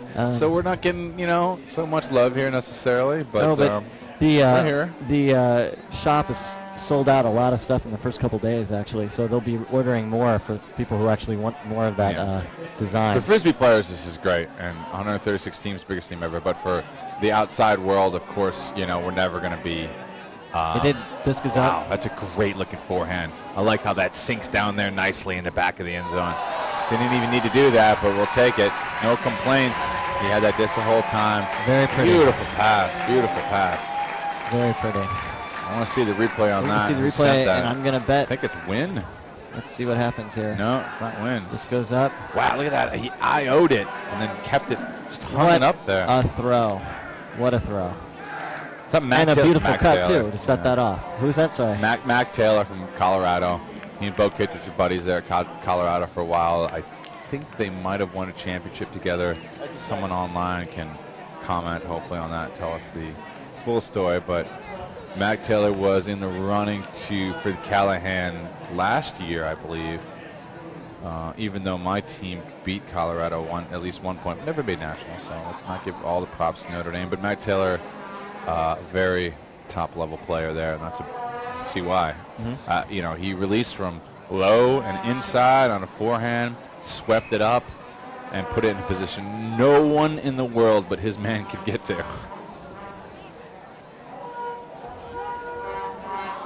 Feel a little bit of the Vuvuzelas. Vuvuzelas out there. I love the Vuvuzelas. I heard them a lot there in the Ironside Sockeye game. It was great. Red Lights had them. The Red Lights team is the Dutch Masters. Dutch Masters. The Dutch Masters team, of course, they're soccer teams in the finals. And Revolver pulling up. They're up 11-7 to Sockeye. It's Bailey Russell with the rip. Bailey Russell on D. He's known as an O player. It's kind of interesting. Though he can do a little bit of everything. He's an East Coast transfer to the West Coast. He's tough to guard. That guy's tough. I had guarded Bailey Russell before. It's not fun at all. He's got big clown feet, and he moves really fast with them. It's disturbing. Oh, Wiggins lofts a big forehand. Too far. No, it's going to hang too much. Oh, but the garbage is collected, and that's going to be a goal to Caldwell. Yeah, you can see that floating. See that hanging up there. And fortunately, his team knew where to track that down, and Caldwell collects himself a point. Watch this. Both guys go up. I can't see who that is underneath it. Follows the disc perfectly well, but score's a score. Nice work. Now they'll need to get the D to turn this game around. We're giving a handshake to number 10 there. I wonder if that's who tracked it down, Moses Rifkin. Oh, that is. Look at that. It's Moses. Well, I didn't even recognize him. I forgot that Moses is out there. A long time thought the Glory player. Boston guy. Been out now on the West Coast for a bit. I think he played with Atlanta for a while, too. He's been around. Great guy. Moses Rifkin was part of that 17-16 Furious George win over Death or Glory in the semifinals. Wow. And there was 3 turnovers total. So was that exciting game to watch? I wasn't actually at that game. Okay. I've seen some pretty exciting games. I did like 5-6 years in college club nationals and college nationals, but that year I was not there. So. Ball goes up. That's a good one. No, it's going to hook out of bounds, my guess. No, it's can't tell at all anymore. I should give up guessing on the pools. Now we'll see what the Revolver sending someone deep, but coming back, sort of. They seem to be using one half of the field to stack in. I'll pick there. To give you a sense of the whole field, Revolver does seem to be using the far half of the field as the cutting area, both coming to and going away, and sort of recycling in the near side of the field.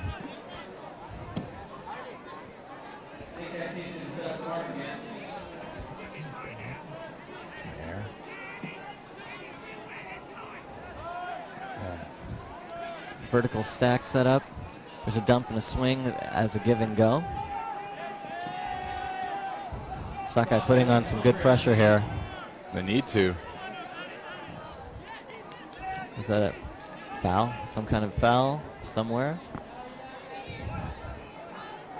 Everybody can take a deep breath and pick call. Yeah, let's see. Hopefully some action here, but it's moving a little slow. That's not too many calls, but. Oh, nice hot bit there. That.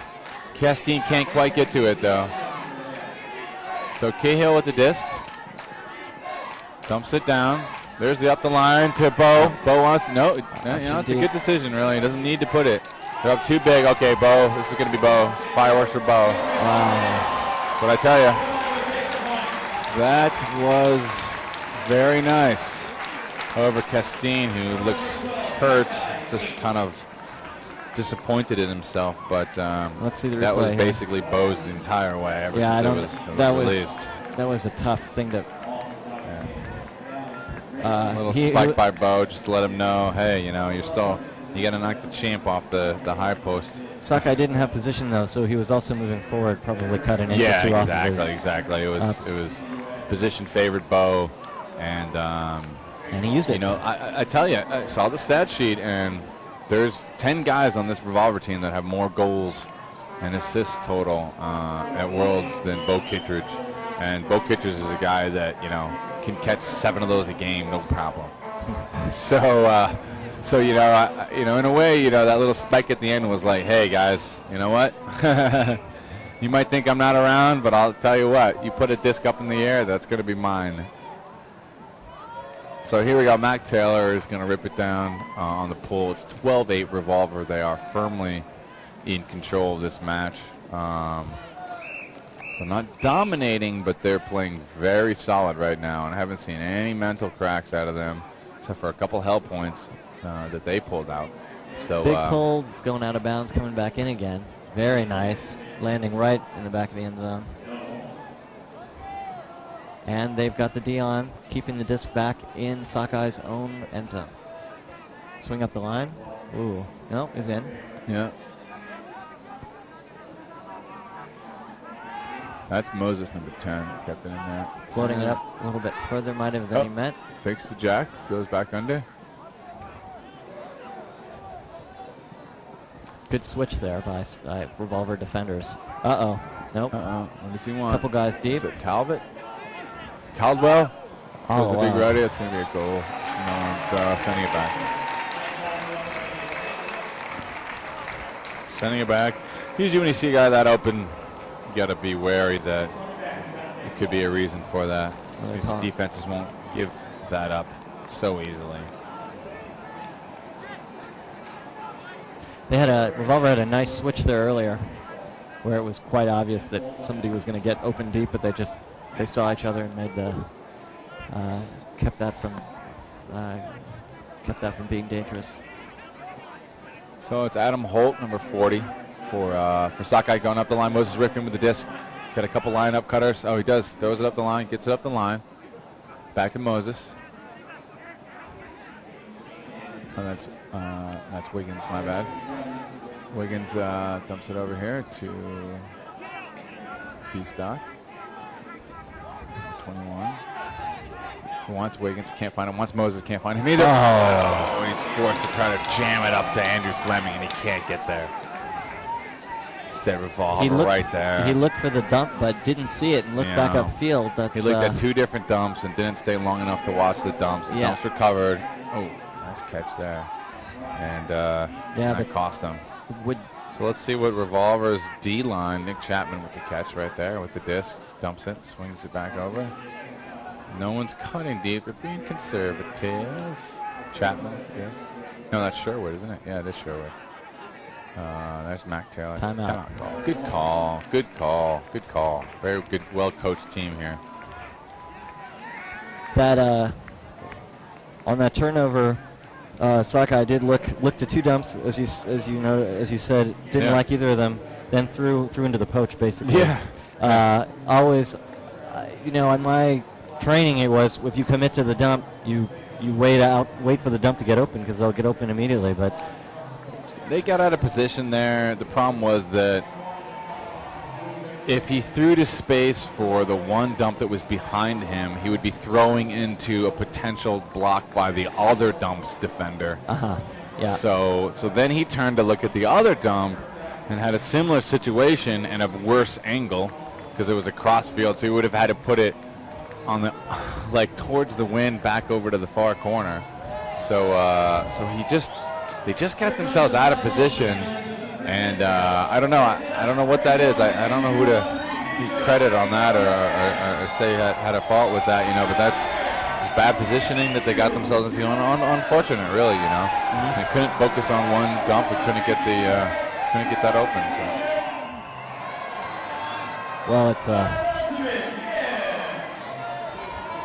and some T-shirt giveaway time both. now. I don't want to say it's it was unforced in one sense, but if Revolver hadn't been in the right place to take advantage of that, that would, you know, they had to pull that down. Absolutely, no, that's great defense. Did you see who that was? Like, they got the D. No, did not see who got the D. It looked like a number 8 or a number 9. So it was Sam Harkness or Bailey, but hard to tell from up here. So Revolver setting up in a. Their handlers are horizontal across the field, and it's a straight horizontal stack, about 20 meters ahead of that, just in front of the goal line. Oh, that's Sockeye numbers. I'm sorry, Eric Halverson or someone else. Okay, swing it over to, is that Cahill? No, that's number 80. Look, call. Sorry, I mixed up the teams. Taylor Casino there, number 80, in the dump swing position.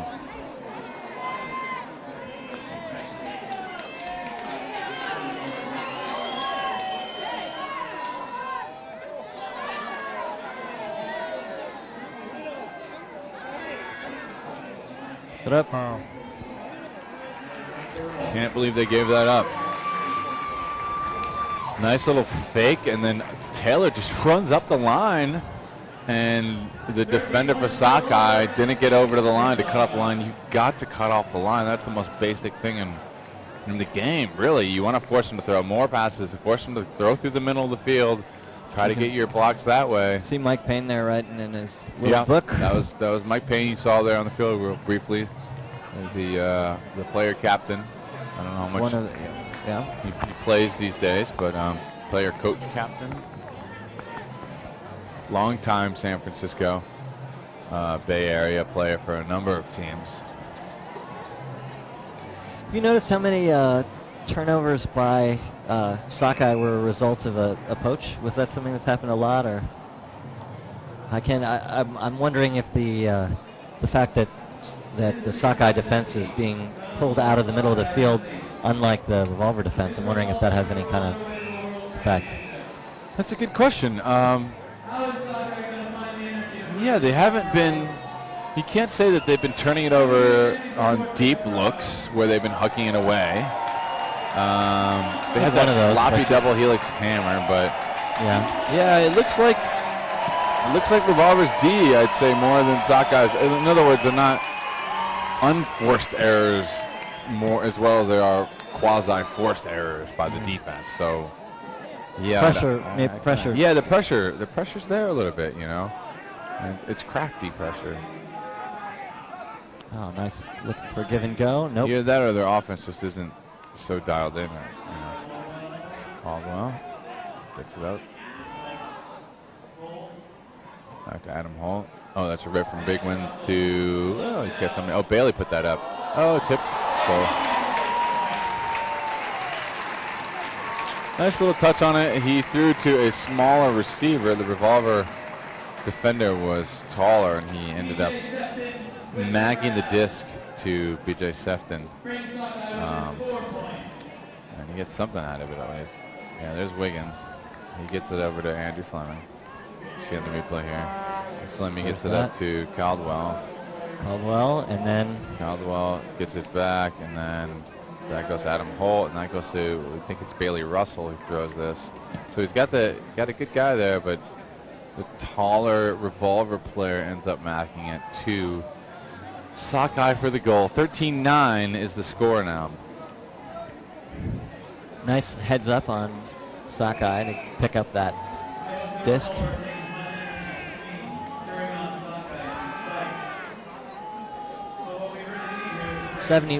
Just about to enter the 75th minute. Although at this rate, it looks like it'll just be a game to 17. Won't need the time cap. Of course, there's a question if you ever need a time cap in a finals game, but that's another question. Sockeye puts up the disc. Looks like it's going to go out the back, and it does. Almost hitting the cameraman. So they will take the brick, which will put it a good third of the field up, of the third of the distance up the field.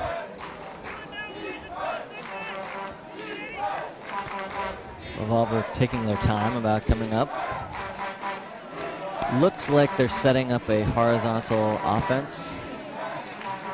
Again, with the 3 handlers back with the horizontal with the disc, and 4 cutters downfield horizontal. And that is indeed what it is. Got a cut in, someone going deep, and then someone cycling through.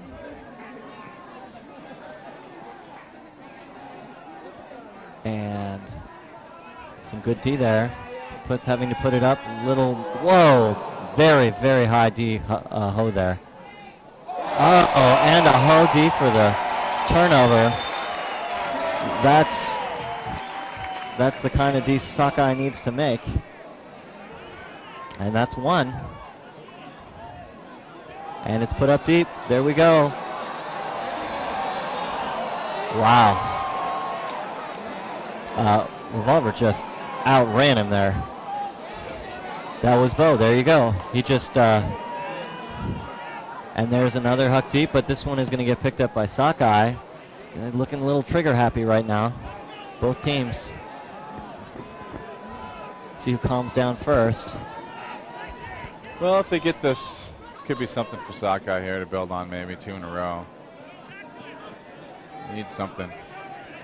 Sockeye working it back and forth. They've got a vertical stack centrally down the field. See, both teams are a little tired at this point. They do look tired. It's all right, though. They're just trying to find their spacing. Oh, they both got plenty of people to replace them with.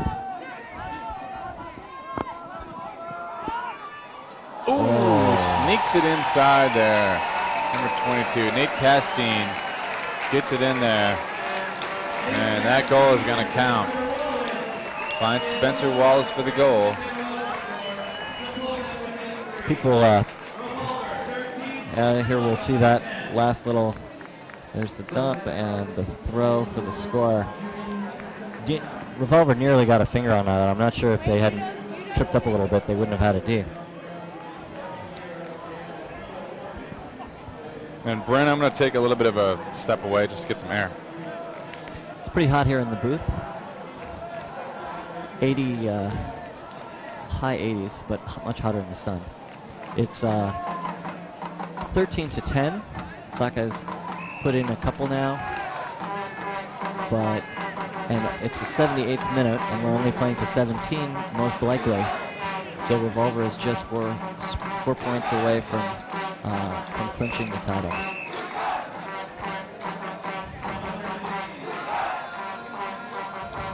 Few players with their hands. Noticed a few players with hands on their knees at this point.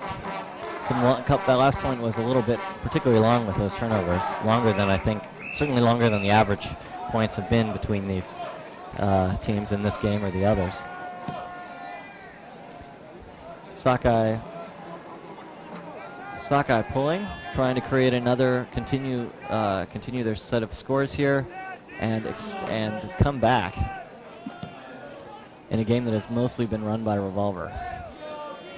Revolver again pulling their people down the side and jacking it deep to wide open number 6, not in but almost. And looking little forehand there for the score. Number 6, Josh Wiseman with that cut deep. That offense of Revolver seems to be very, very effective. We'll see how much of that we see here. We'll just see the end of that. But part of the reason you're seeing so many open throws to Revolver deep is that the Revolver will swing the disc behind around, and suddenly there'll be basically one guy running deep, and everyone else on the field is gone. So all the other defenders aren't there to help out. The one Sockeye player on that defender is a couple steps behind, and they just haven't been able to catch up with a good throw like that. So Revolver 1 point closer, 14 to 10 at just about 80 minutes into the match. The wind looks like it's picked up just a little, but it continues. It doesn't seem to be much of a factor. Most of the most of the inertia and momentum in this game being created by the teams themselves.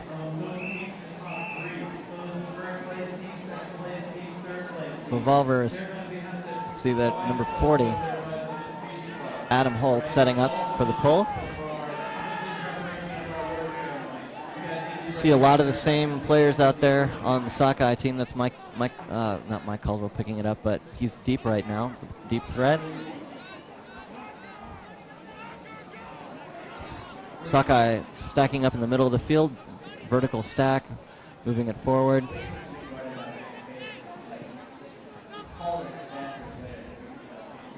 Little foul there on the mark, number 37.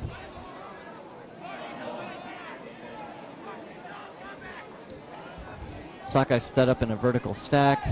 There's a break, backhand break, and a D. A D by number 13 on Revolver.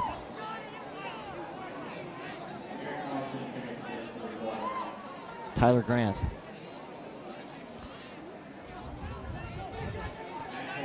Revolver with a backhand forward. Scuba, oh, too high. Picked up by Sockeye.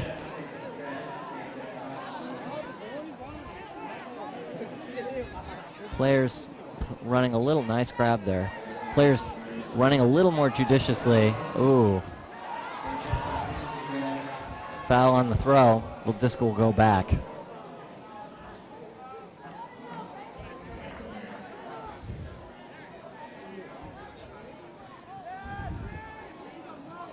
No contest on the foul. Sockeye will tap it in. So they're looking out, and he jacks it deep. 3 Sockeye, 1. Oh, picked up by Revolver. He jumps up and, brings the disc back again. Another foul. Nice D, though. Beautiful D. I think that was number 14, Mark Sherwood, with that. Let's see that. Wow. Great ups. And we'll start with the disc again on the line over there.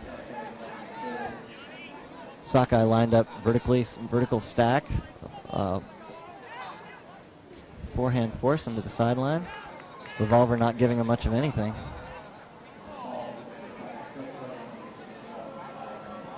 Looks like there's another call there. Not sure what that one was. Looks like a stall or a contested stall. I'm not sure. They'll work it out over there and let us know. Not too many foul calls this game. Sometimes American Ultimate is seen as foul happy, particularly at the higher men's levels, open levels. But this game has been pretty clean. WFDF rules are a little different, as we've been noting. I know that both teams have tried to learn those rules and have actually, Sockeye even has they have actually a system by which if one of the players isn't sure, they know who they can turn to on the team that is sure and has a better idea of what the rules are. So on the field, if they have a problem, they can try to resolve that quickly. But this is not one of those moments as they continue to talk about it.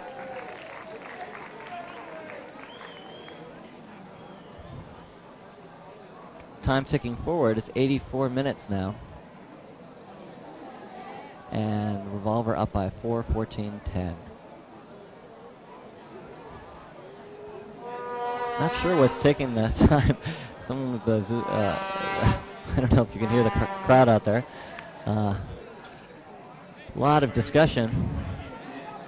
I don't know why it would take this long to figure this out, but I think they're about to start, as long as a full time out there, I think. There, the disc is in, and he puts it up. Oh. And what a catch by number 24, Sockeye, Joe Sefton. We'll see that again. Just taps it in, puts it up.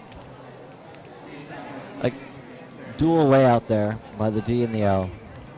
What a catch.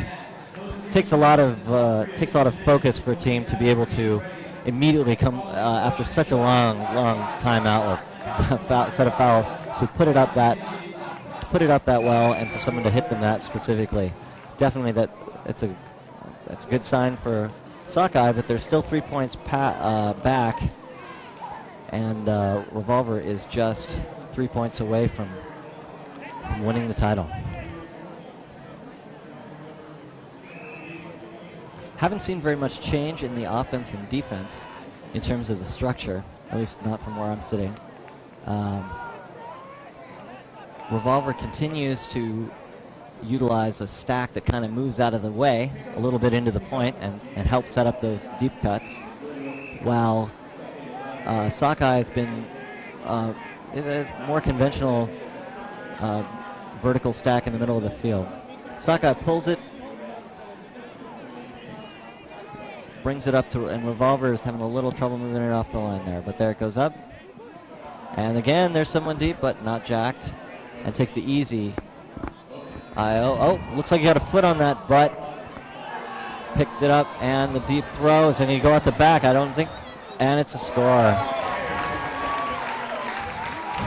It's professional play, recovering from a little, a near foot block to put it up deep for the score. Get one of these two, right? And we can see that there it is, and he puts it up. That was Mike that just caught that. Yeah, there he is. He toes the line right, almost toes, yeah. Look at him. He looks like he's ambling along. He's older than I am. He definitely has a leadership position in the. His stats are, if you see goals scored and throws for scores in this tournament, they're on the pretty much on the bottom of the team. But who, Mike's? Yeah, but the effect he has on the team is Mike's is the leadership role. Mike used to be the defining playmaker for a number of San Francisco teams. So and Stanford. He was known for a long time as always the bridesmaid, never the bride. He had suffered finals defeats many times in the past. We've been talking a little bit about the trend toward having managers and coaches. Yeah. Do you see more older, more experienced players staying on the team and taking a leadership position, but taking less playing time? As a broader, that's what Revolver says they're trying to do. Maybe we can answer that question at the. I don't see that, honestly. Didn't happen with Boston. They reformed.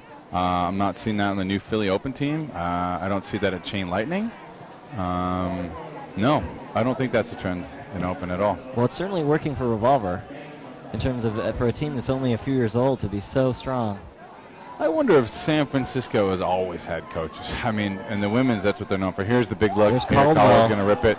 He hangs it to the left, so that could be trouble. Floating a bit, though. Yeah, he hangs a little bit of shoulder there, but I don't think that affected anything. Kind of wanted that throw too badly. You could tell he was he looked at about 10, 15 yards out of his range where he released it from. I mean, you got to really get under that. Who's that with the disc right now? Is that Cahill? Is it number 10, Robbie Cahill? Yeah, I think so. I think that was. That's Jit, another Stanford guy. I think he won with Stanford when they won college nationals finally. Nice guy. No, that was, anyway. It wasn't Cahill? We'll see. Moving the disc. Looks like more of a horizontal stack Nick again. Handler, number 11. Okay.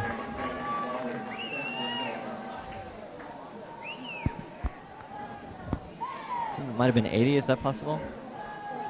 No, it's not possible. Okay. No, I'm kidding. Taylor Cassino. I think so. Let's see if we have any comments Had a little turnover there. Not quite sure how that happened. Looked like turfed it. It was a turf throw. Just throw away. Ooh, nice bid. From Woody. Yeah, Moses with the disc. Looking for Fleming up the line. Let's see. Fleming, as pointed out by someone online, usually plays D, so it's kind of weird to see him on the O line. But he is a veteran. Inside out break there. Sneaky. Just got it. B stock. Looking for Rifkin deep. Pick call. So what does this mean for UPA Nationals? That's the real question. Or USA Ultimate Nationals coming up in the fall. It's really hard to tell.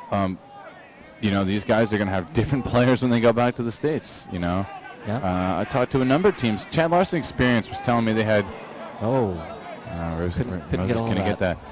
Chad Larson Experience was telling me, Bryn, they have something like 5 or 6 of their D-line starters weren't here at Worlds because they couldn't afford it, or they couldn't find the time to get away from work. Okay, here's the jump ball. It's going to go to Revolver. Oh, but he doesn't pull it down. Mark Sherwood had that.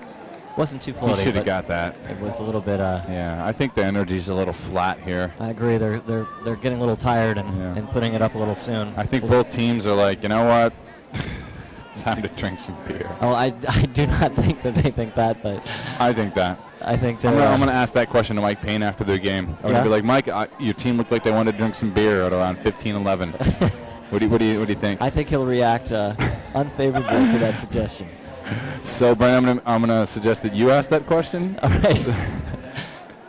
Okay. Here's a big look deep if he wants it. No, they're falling in the side, dude. Chill out. Too far already for that. Here's Fleming. Now he's gonna put it. No. Nope. But we shouldn't. In a way, I'm surprised. Oh, throws it away. They are. Foul call. I think they are tired. That was foul. Okay, makes a little more sense. And it's so tired that we're not even getting comments online anymore. All those wonderful discussion about jam and what's Revolver. this? The disc is still over there. Has stopped. Does this show my Sandblast? Chicago Beach Ultimate. It looks like a. We'll do this. Chicago. I think there. Yeah, that's a turn. I guess they discussed that. Good call by Sockeye to let that go. Chicago Beach Ultimate. All right. Get a little props to Twirly. Okay, so. Yeah, I guess that is a turn, huh? Revolvers. Let that go, and might have been a stall call, actually, Brian. That might have been it. Might have been. And Jit with the disc. And works it up to much of this. Hand there. Whoa. Oh, nice grab by Revolver. Mark gets that one. Nice. Push. It's a foul. It's a foul on Revolver. Down the field there, just to push off, accidental really, more than anything else. But 2 players ran into each other, and there's a call. So this could be back to number 14 there. That's Mark Sherwood. No, that's number 11, Nick Handler. Okay. Or is that 14, Mark Sherwood? 14, Mark Sherwood. No, another Stanford player. A little bit of a longer point out there right now. It's what we call hell points. Dishes it to Taylor. He won nationals. He won club nationals when he was 19 years old. Wow. In the year 2000, Taylor did. He was like a sophomore in college. Oh wow, he's got nothing. Oh, Jit saves him at the last minute. Sockeye's playing hard D despite the length of the point. Nope, couldn't get that off either. Foul called. You know, honestly, Brent, if Sockeye scores this point, they got something. 15-12. I mean, maybe they have something. I don't know. I can't really tell what's going. If they got any energy left. Revolver scored 4 in a row earlier. I think that was 4 in a row. It was. Yeah. It was. It was 4. Oh. Another foul. Yeah. It was Sockeye was receiving at 6. They're going to call that turn. Yes, and then they. So it was 3 in a row. 3 in a row. And then it became 9-6. Nice D by Mike Caldwell there. But it was 3 break. It was 3 straight Ds in a row. Oh. He milked it for the score. Caldwell's all over the place, man. That Mohawk's doing him well. He's had a strong effect on this game. He's been a pretty big player for those guys for a while now in Sockeye. He's one of the 3 longest tenured Sockeye players. Andrew Fleming, Ben Wiggins, Mike Caldwell. Dave Beastock's been there for a while too, but those 3 guys, and you know, when you talk about the Sockeye teams that I know, all those guys are going. So Wiggins, joined in 2002 maybe. So yeah, he wasn't kidding about a turnover on this team. Mm-hmm. Oh, someone's getting a little love on the sideline. Don't even know they're on camera. I really do like this broadcast. I gotta say, these cameramen are having a good time on here. Seems like every time I pick my nose, they find it. They find us out here, and every time Bryn's feeling his nipple, they catch that too. And every time Caldwell spits some water on the ground.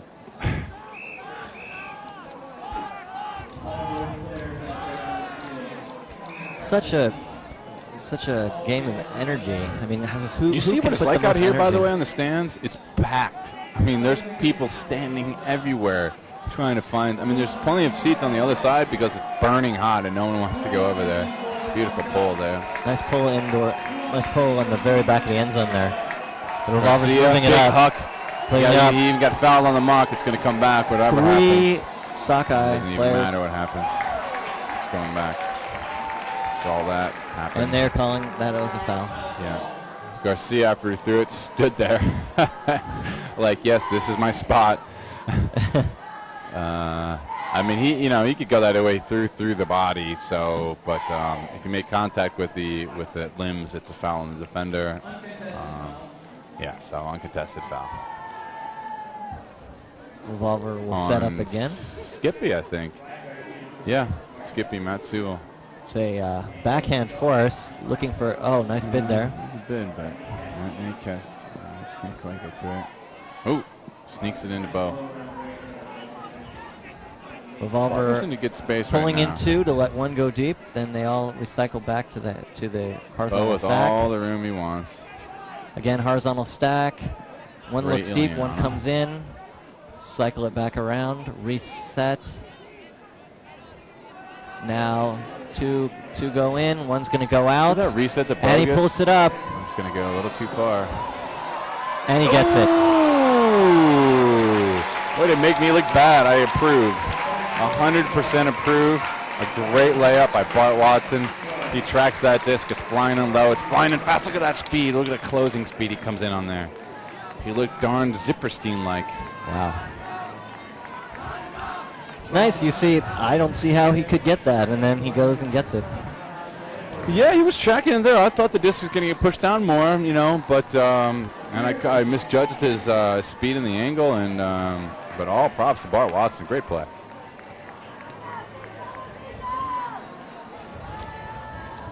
Do you want sugar in your coffee? I'm okay, but thanks for the coffee. Yeah.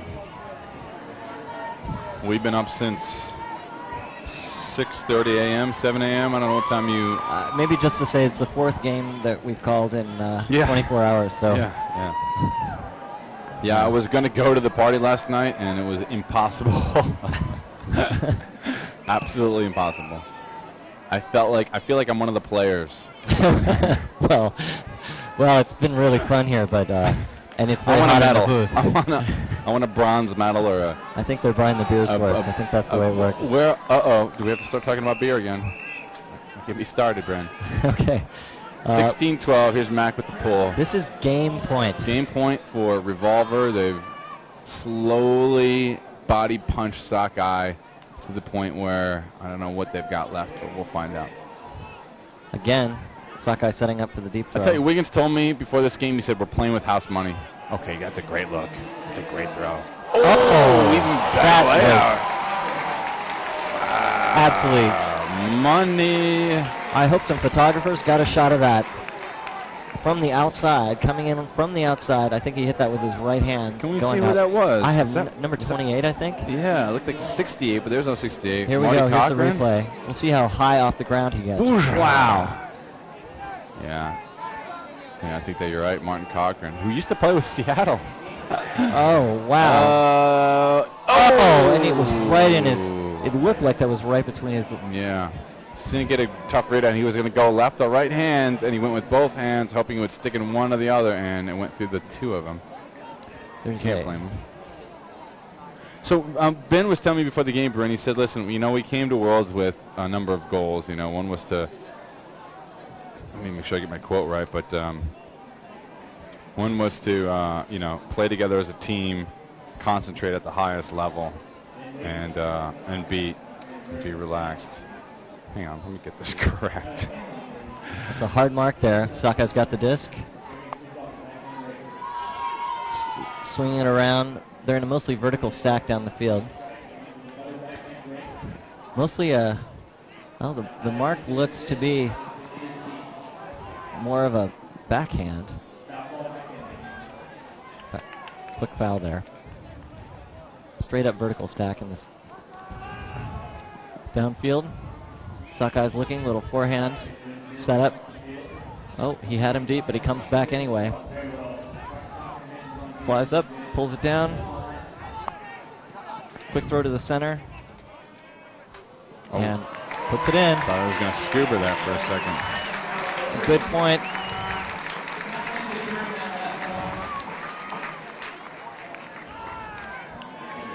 So that was 100 minutes. We'll see a replay of that. The last little putting that in there. Somebody come along. It's really hard to stop. Flow at the end zone right like that. So we're out of regular time. So the game is officially time capped. The score is 13-16. So I believe it is, unless the game is to 17, unless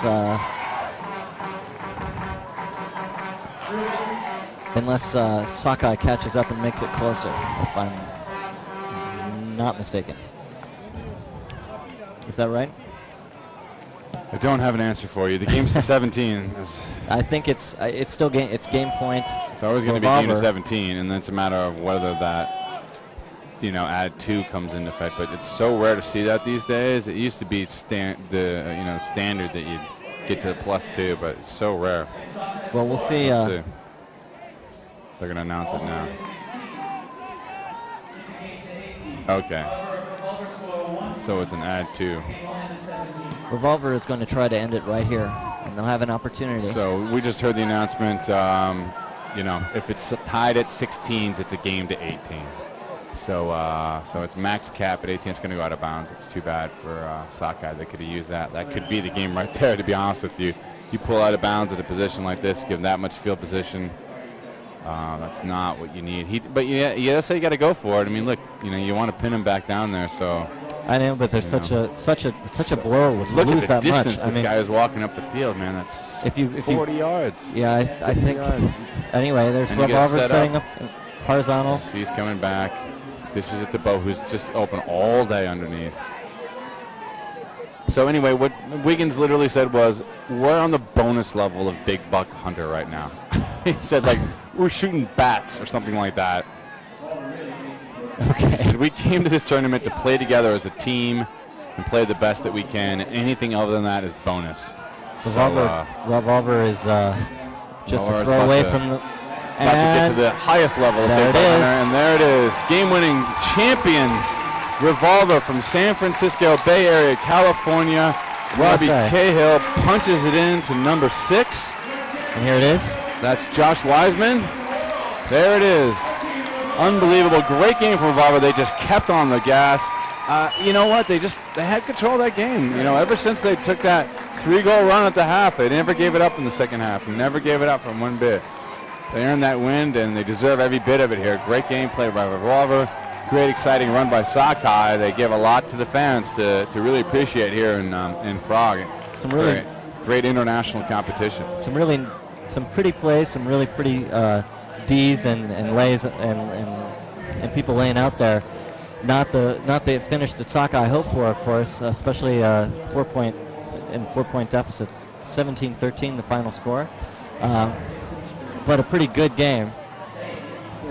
They're not going to cry about it. I think Sockeye, like I said, was happy with what they succeeded in doing here. There you see Bo and Mac, Colorado, and all their boys. They earned this W. Good for Revolver. Mike Payne's got himself together. Good group of guys. They came to this tournament with a great game plan, and that wraps up all of the Worlds here. Do we get to do we'll see if we get to do an interview. Yeah, we'll try to get down on the field for you and do a post game with talk to some of these guys. Traditionally, you'll see the Spirit. Okay. Yeah, so we can a couple more words here, and then we can go down on the field and get an interview.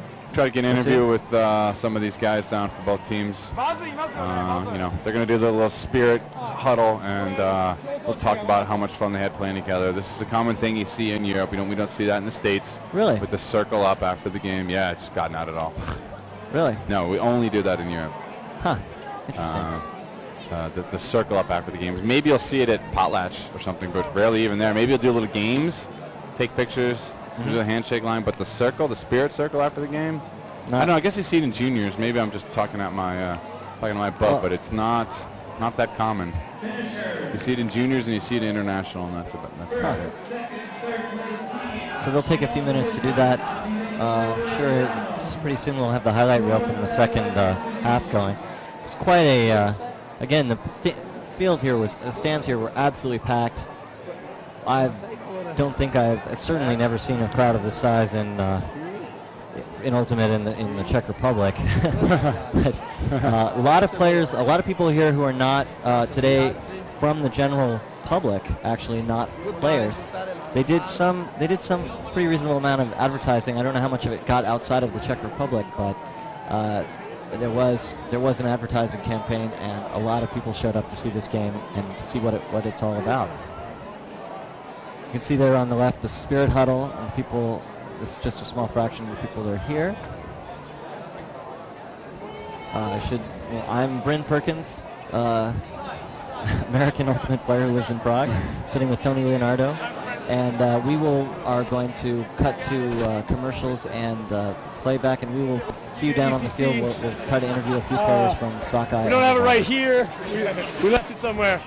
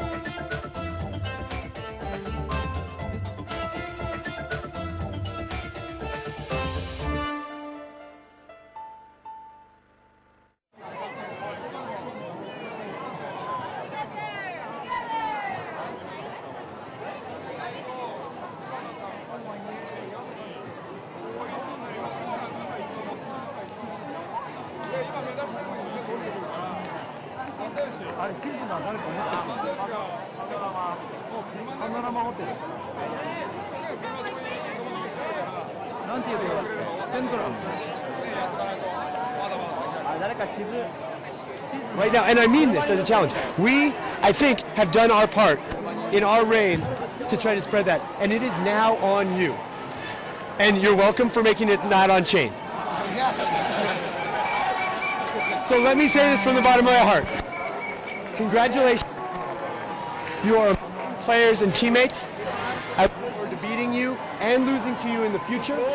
And please accept my challenge. Make this game stronger because you are the champions. Congratulations.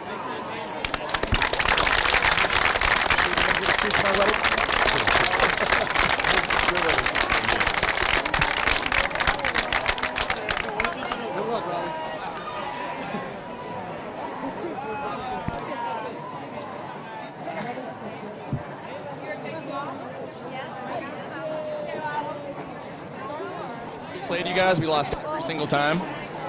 We got close a few times, and I remember Ben saying at one point 2 years ago, he's saying, you guys are getting better and better, and one of these days you guys are going to beat us. And so finally we've gotten there. We know you again. So you look around, you guys have definitely reloaded from last year. A lot of young players, and it's pretty impressive to see what you guys did this tournament. Didn't expect both even to beat Ironside, let alone knockout chain. So we thank you for that. You guys had an awesome tournament. You're always fun to play against, and congratulations.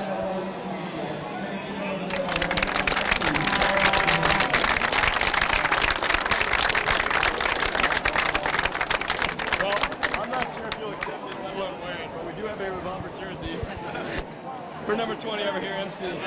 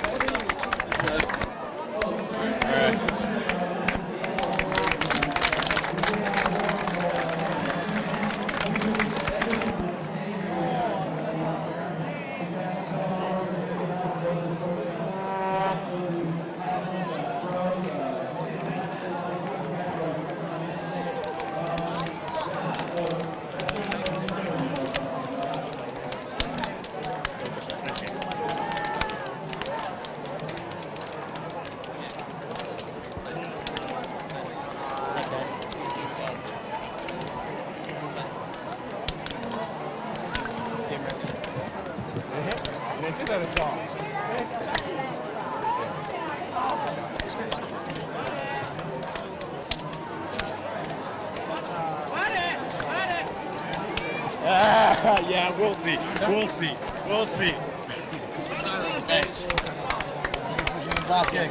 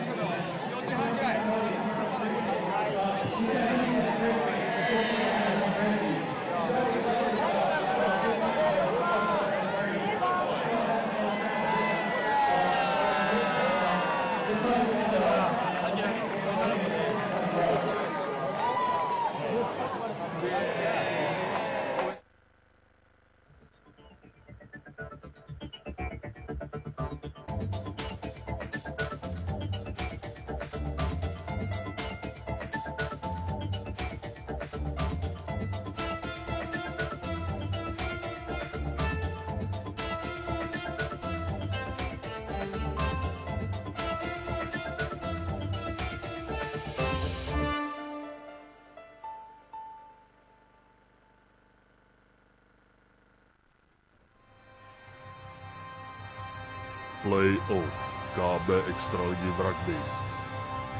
Finále regionální pokrové ligy.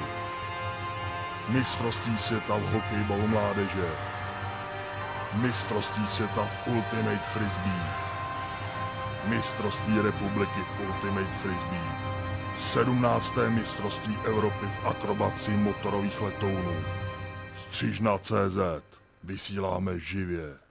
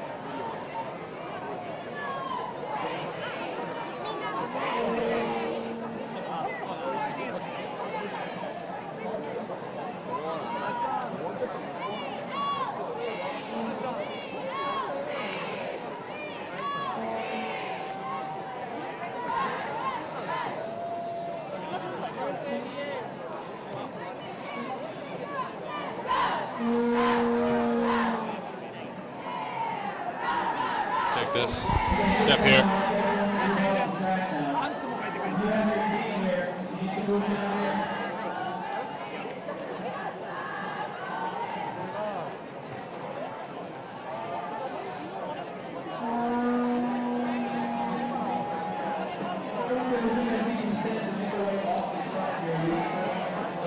Wallace?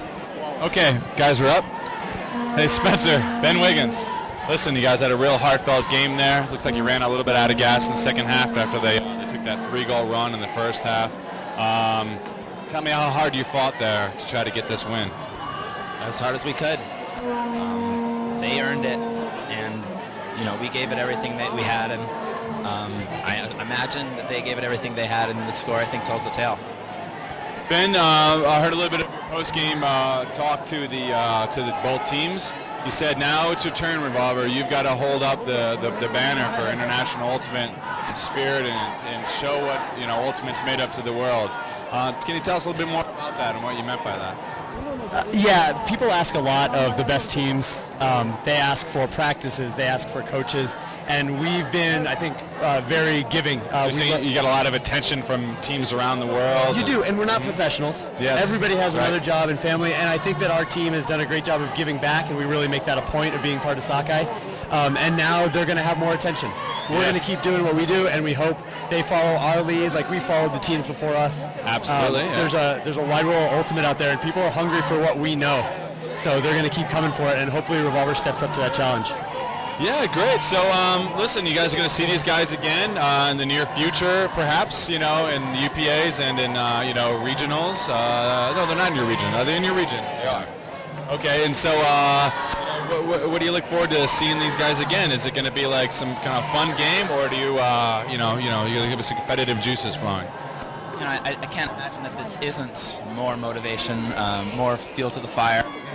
We've got a lot of work to do ourselves, just getting to the track and getting back to the drawing board as far as figuring it out. Let me ask you just one strategy question here. It seemed like they were playing you guys kind of like just kind of easy. They weren't jacking it deep. They sent Bo under, and he had 10-15 yards every time under, and only rarely would he go deep, and he was just kind of open all game, and that worked for them on offense. Is there something defensively you can do differently next time? I'll ask you, Ben. Maybe it looks easy from the stands, but we're talking about That's a very good point. Yeah. We're talking about athletes on their team that are college athletes, that are top high school athletes that are coming into the sport. This isn't a bunch of hippies throwing a disc around, and the level of precision and the reaction time is a lot higher than people think. Everybody, I'm sure. Wayne, come back. I'm sure everybody thinks that they could step on the field and guard a Mac Taylor or a Bo because they see it from the stands. We're not running that fast, and most of the world gave it a shot. I think we're the only team this week that really made them work for every point. And anybody wants to bring that challenge, they can go for it. If you want to look at our defense, look at our body of work over the week, and I think that it's going to show that you step on the field with us, you work for every inch, no matter what it looks like to the people in the stands. Well said, Ben. Spencer, appreciate your time with us, and look forward to seeing you guys in the future. Thank you, Tony. Thank you.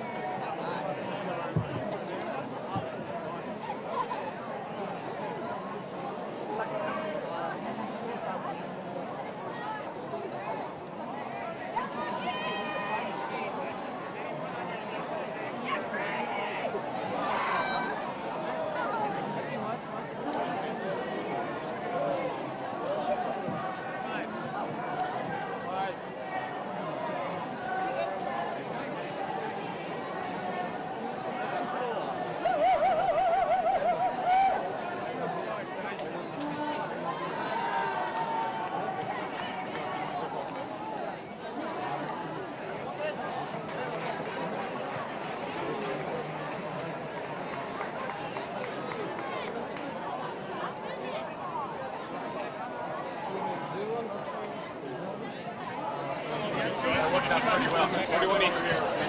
Yeah. Why don't you hold this? You guys can pass it back. Thanks. And forth. He's strong. He'll hold it. Yeah, we're on. Both of them are up. Yep. Testing 1, 2. Okay, we're live here with the world champion Revolver 2010 Club Championships, Bart Watson and Bo Kittredge here.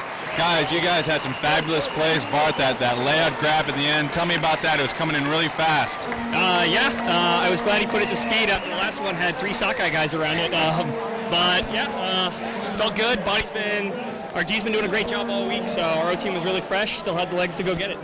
Felt good. Bo, tell me, in the first half, you guys went on a 3-point run on D at 6s to really kind of and it kept the lead since then. What was the key to that? You got a big block in one of those possessions, I believe. I think it's kind of Bart said. We had our D team playing most of the weekend, so we were able to put our fresh O players on defense, and we were able to run hard, and then they also ran hard, and then everyone was running hard, and then it was great. Lots of hard running. Lots of hard running. Awesome. Bart, you played with Jam for a while. People have been talking about this online. Is this your first or second year with Revolver now? This is my first year with Revolver. Jam parted ways in the off-season, a lot of babies and retirements and whatnot, and obviously we knew these Revolver guys had some talent, so a couple of us made the switch. How's it been fitting in with another Bay Area team and getting to the same space in terms of the championship round here with another Bay Area team? It's been wonderful. I mean, it's a great experience. A lot of these are guys who I've seen, grow up in Ultimate. A lot of Stanford guys who I've watched play. It's my alma mater. And a lot of guys like Bo who I've played with on other teams before, either fun tournaments like Paganello or with Team USA.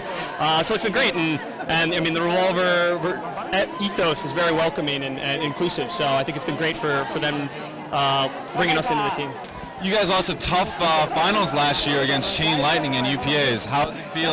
How are you guys looking to pull the double here? It's not an easy task. You got to talk to him about that. I was. Ouch. Bo, well, going out there, Bo. Yeah, it is going to be tough. I mean, it's going to be hard to take off time and then also get back in shape in like 2 weeks. Start training again. It's definitely going to be a hard mountain to climb. But we love mountains, especially little sandy ones that are next to the beach that we run up and down and look at the sunset and hold. So Mike's got you running up and down some sand hills, I take it. Sand hills. There's been a sand dune or two. All right.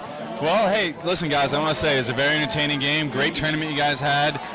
Congratulations, undefeated throughout, and you earned it.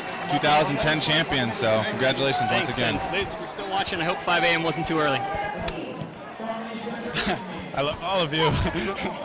Cool, thanks, guys. Catch you next time. Thanks.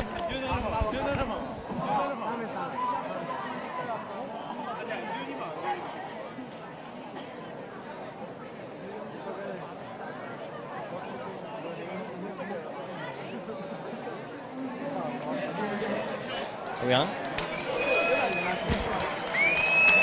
Okay, so this is Tony Leonardo with Bryn Perkins, and we're just going to give you our highlights of the tournament. Bryn, let's start with your thoughts of the tournament in general.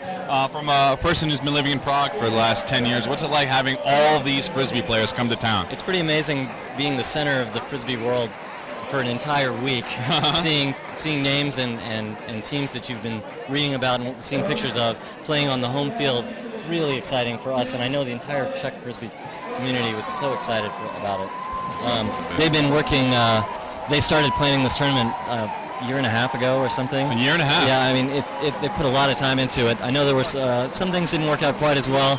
A little bit of the 2 separate big fields. Yeah, the separate field space, but I gotta say, I really appreciate all the wonderful jobs that the Czech supporters have done. The world staff here has been excellent. They've been everywhere, and to host a large tournament like this, they've just done a wonderful job. The city is beautiful, and everyone's been super friendly, so congrats to everyone here. Thanks. We've gotten so much positive feedback. A lot of people really liked the fact they could go hang out in Prague when they weren't playing games, which is obviously you can only do here. But over 700 games, I think 3,500 players, something like that. It's an amazing thing to be part of. Just in watching it all, it's been a lot of fun. And seeing this high-level ultimate, how does it feel? Like we saw the broadcast with Stisna here, and it was just absolutely beautiful. Do you think this could be a spectator sport one day? I think so. I think that the women, in my opinion, the women's game today was one of the most exciting games I've ever seen. And The men's game was extremely exciting too, but there were more dynamism, different kinds of play in the women's game that made it particularly exciting. What about you? Oh, you know, the way this was telecast and with the multiple camera angles, the instant replay, we have some commentators, and this beautiful stadium and field space and everything Prague's done for this tournament. I can see people getting excited about this sport. Yeah, I mean, you know, we have a long way to go, but you know, the future's not so far away, perhaps. The World Flying Disc Federation had a meeting here, and a lot of their future is they're looking to develop the sport more around the world. So hopefully we'll see more international tournaments like this. I mean, as big as this, and including more and more different countries. It's been a great time, Bryn. I had a great time in the broadcast booth with you. Hopefully, you know, people will be able to tune in the broadcast later on, and the Vuvuzelas, they come and they go. World Cup soccer tomorrow for the rest of the fans, and gosh, anything else? I had a really good time too. Thank you to everyone out there for watching. Go ahead and send your comments to Tony's blog. Send them to brynperkins@prague.com. No. You can Google Tony Leonardo and probably find his blog. Thank you for watching. It's been a great time, and that'll do it. I think that'll do it for us here at. I guess 4 years from now is the next time you might see us at the World Club Championships. So see you then.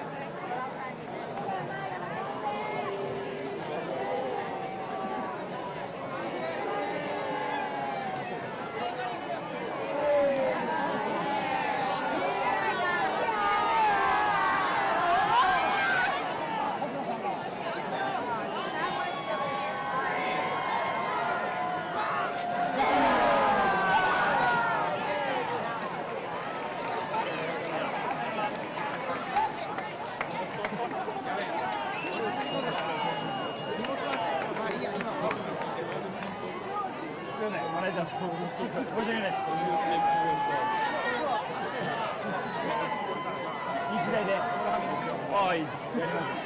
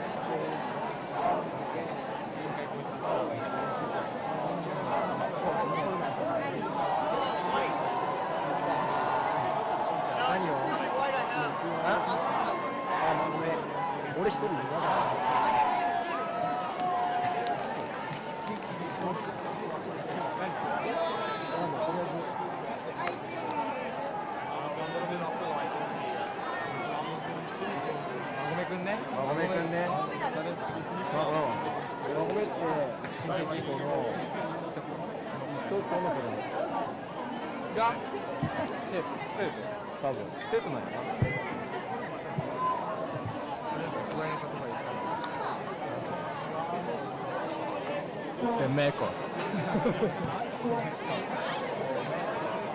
America.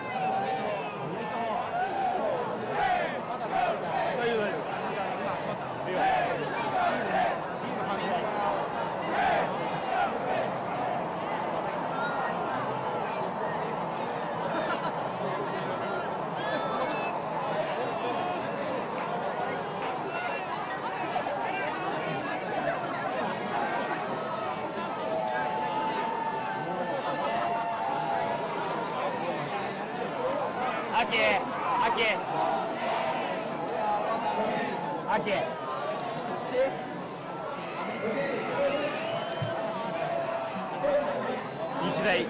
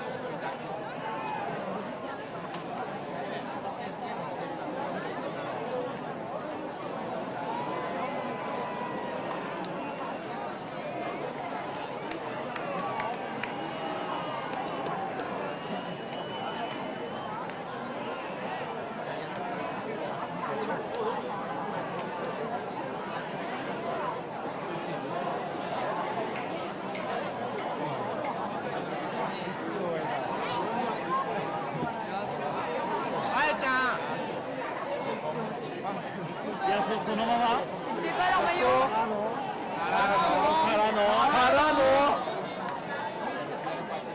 やっさんごめんちょうだい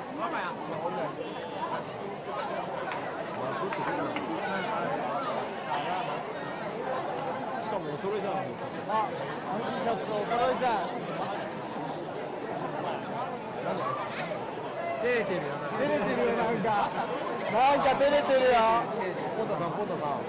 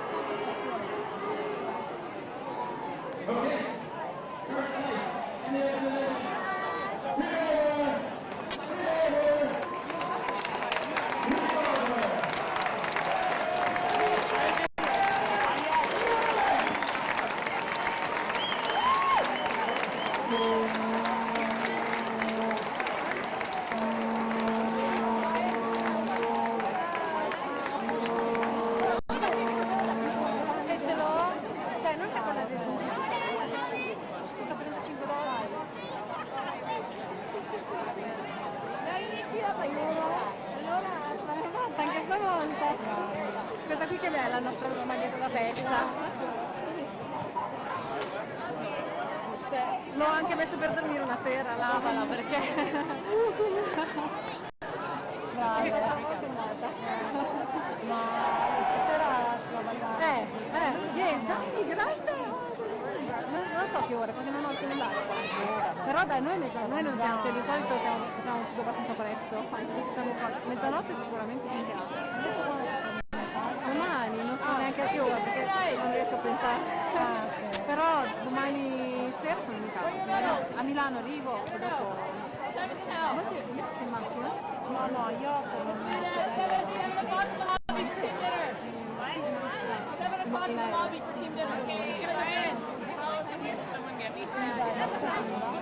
sì, è già là, infatti partiva ieri e ci siamo sentiti pochissimo perché dai, infatti noi avevamo internet solo nella lobby dell'albergo e andava solo lì il messaggio al giorno,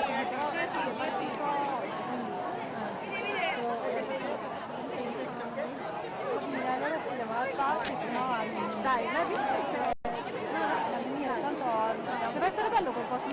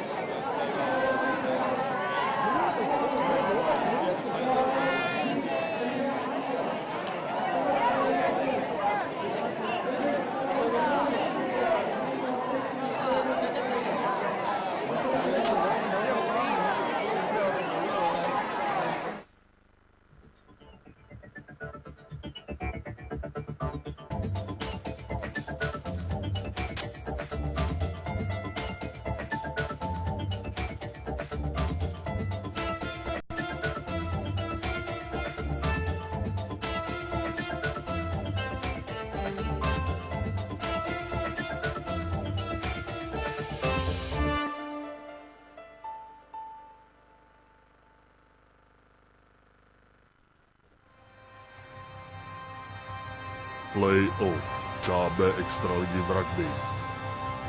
Finále regionální pokrové ligy. Mistrovství světa v hokejbalu mládeže. Mistrovství světa v Ultimate Frisbee. Mistrovství republiky v Ultimate Frisbee. 17. mistrovství Evropy v akrobaci motorových letounů. Střižna.cz. Vysíláme živě.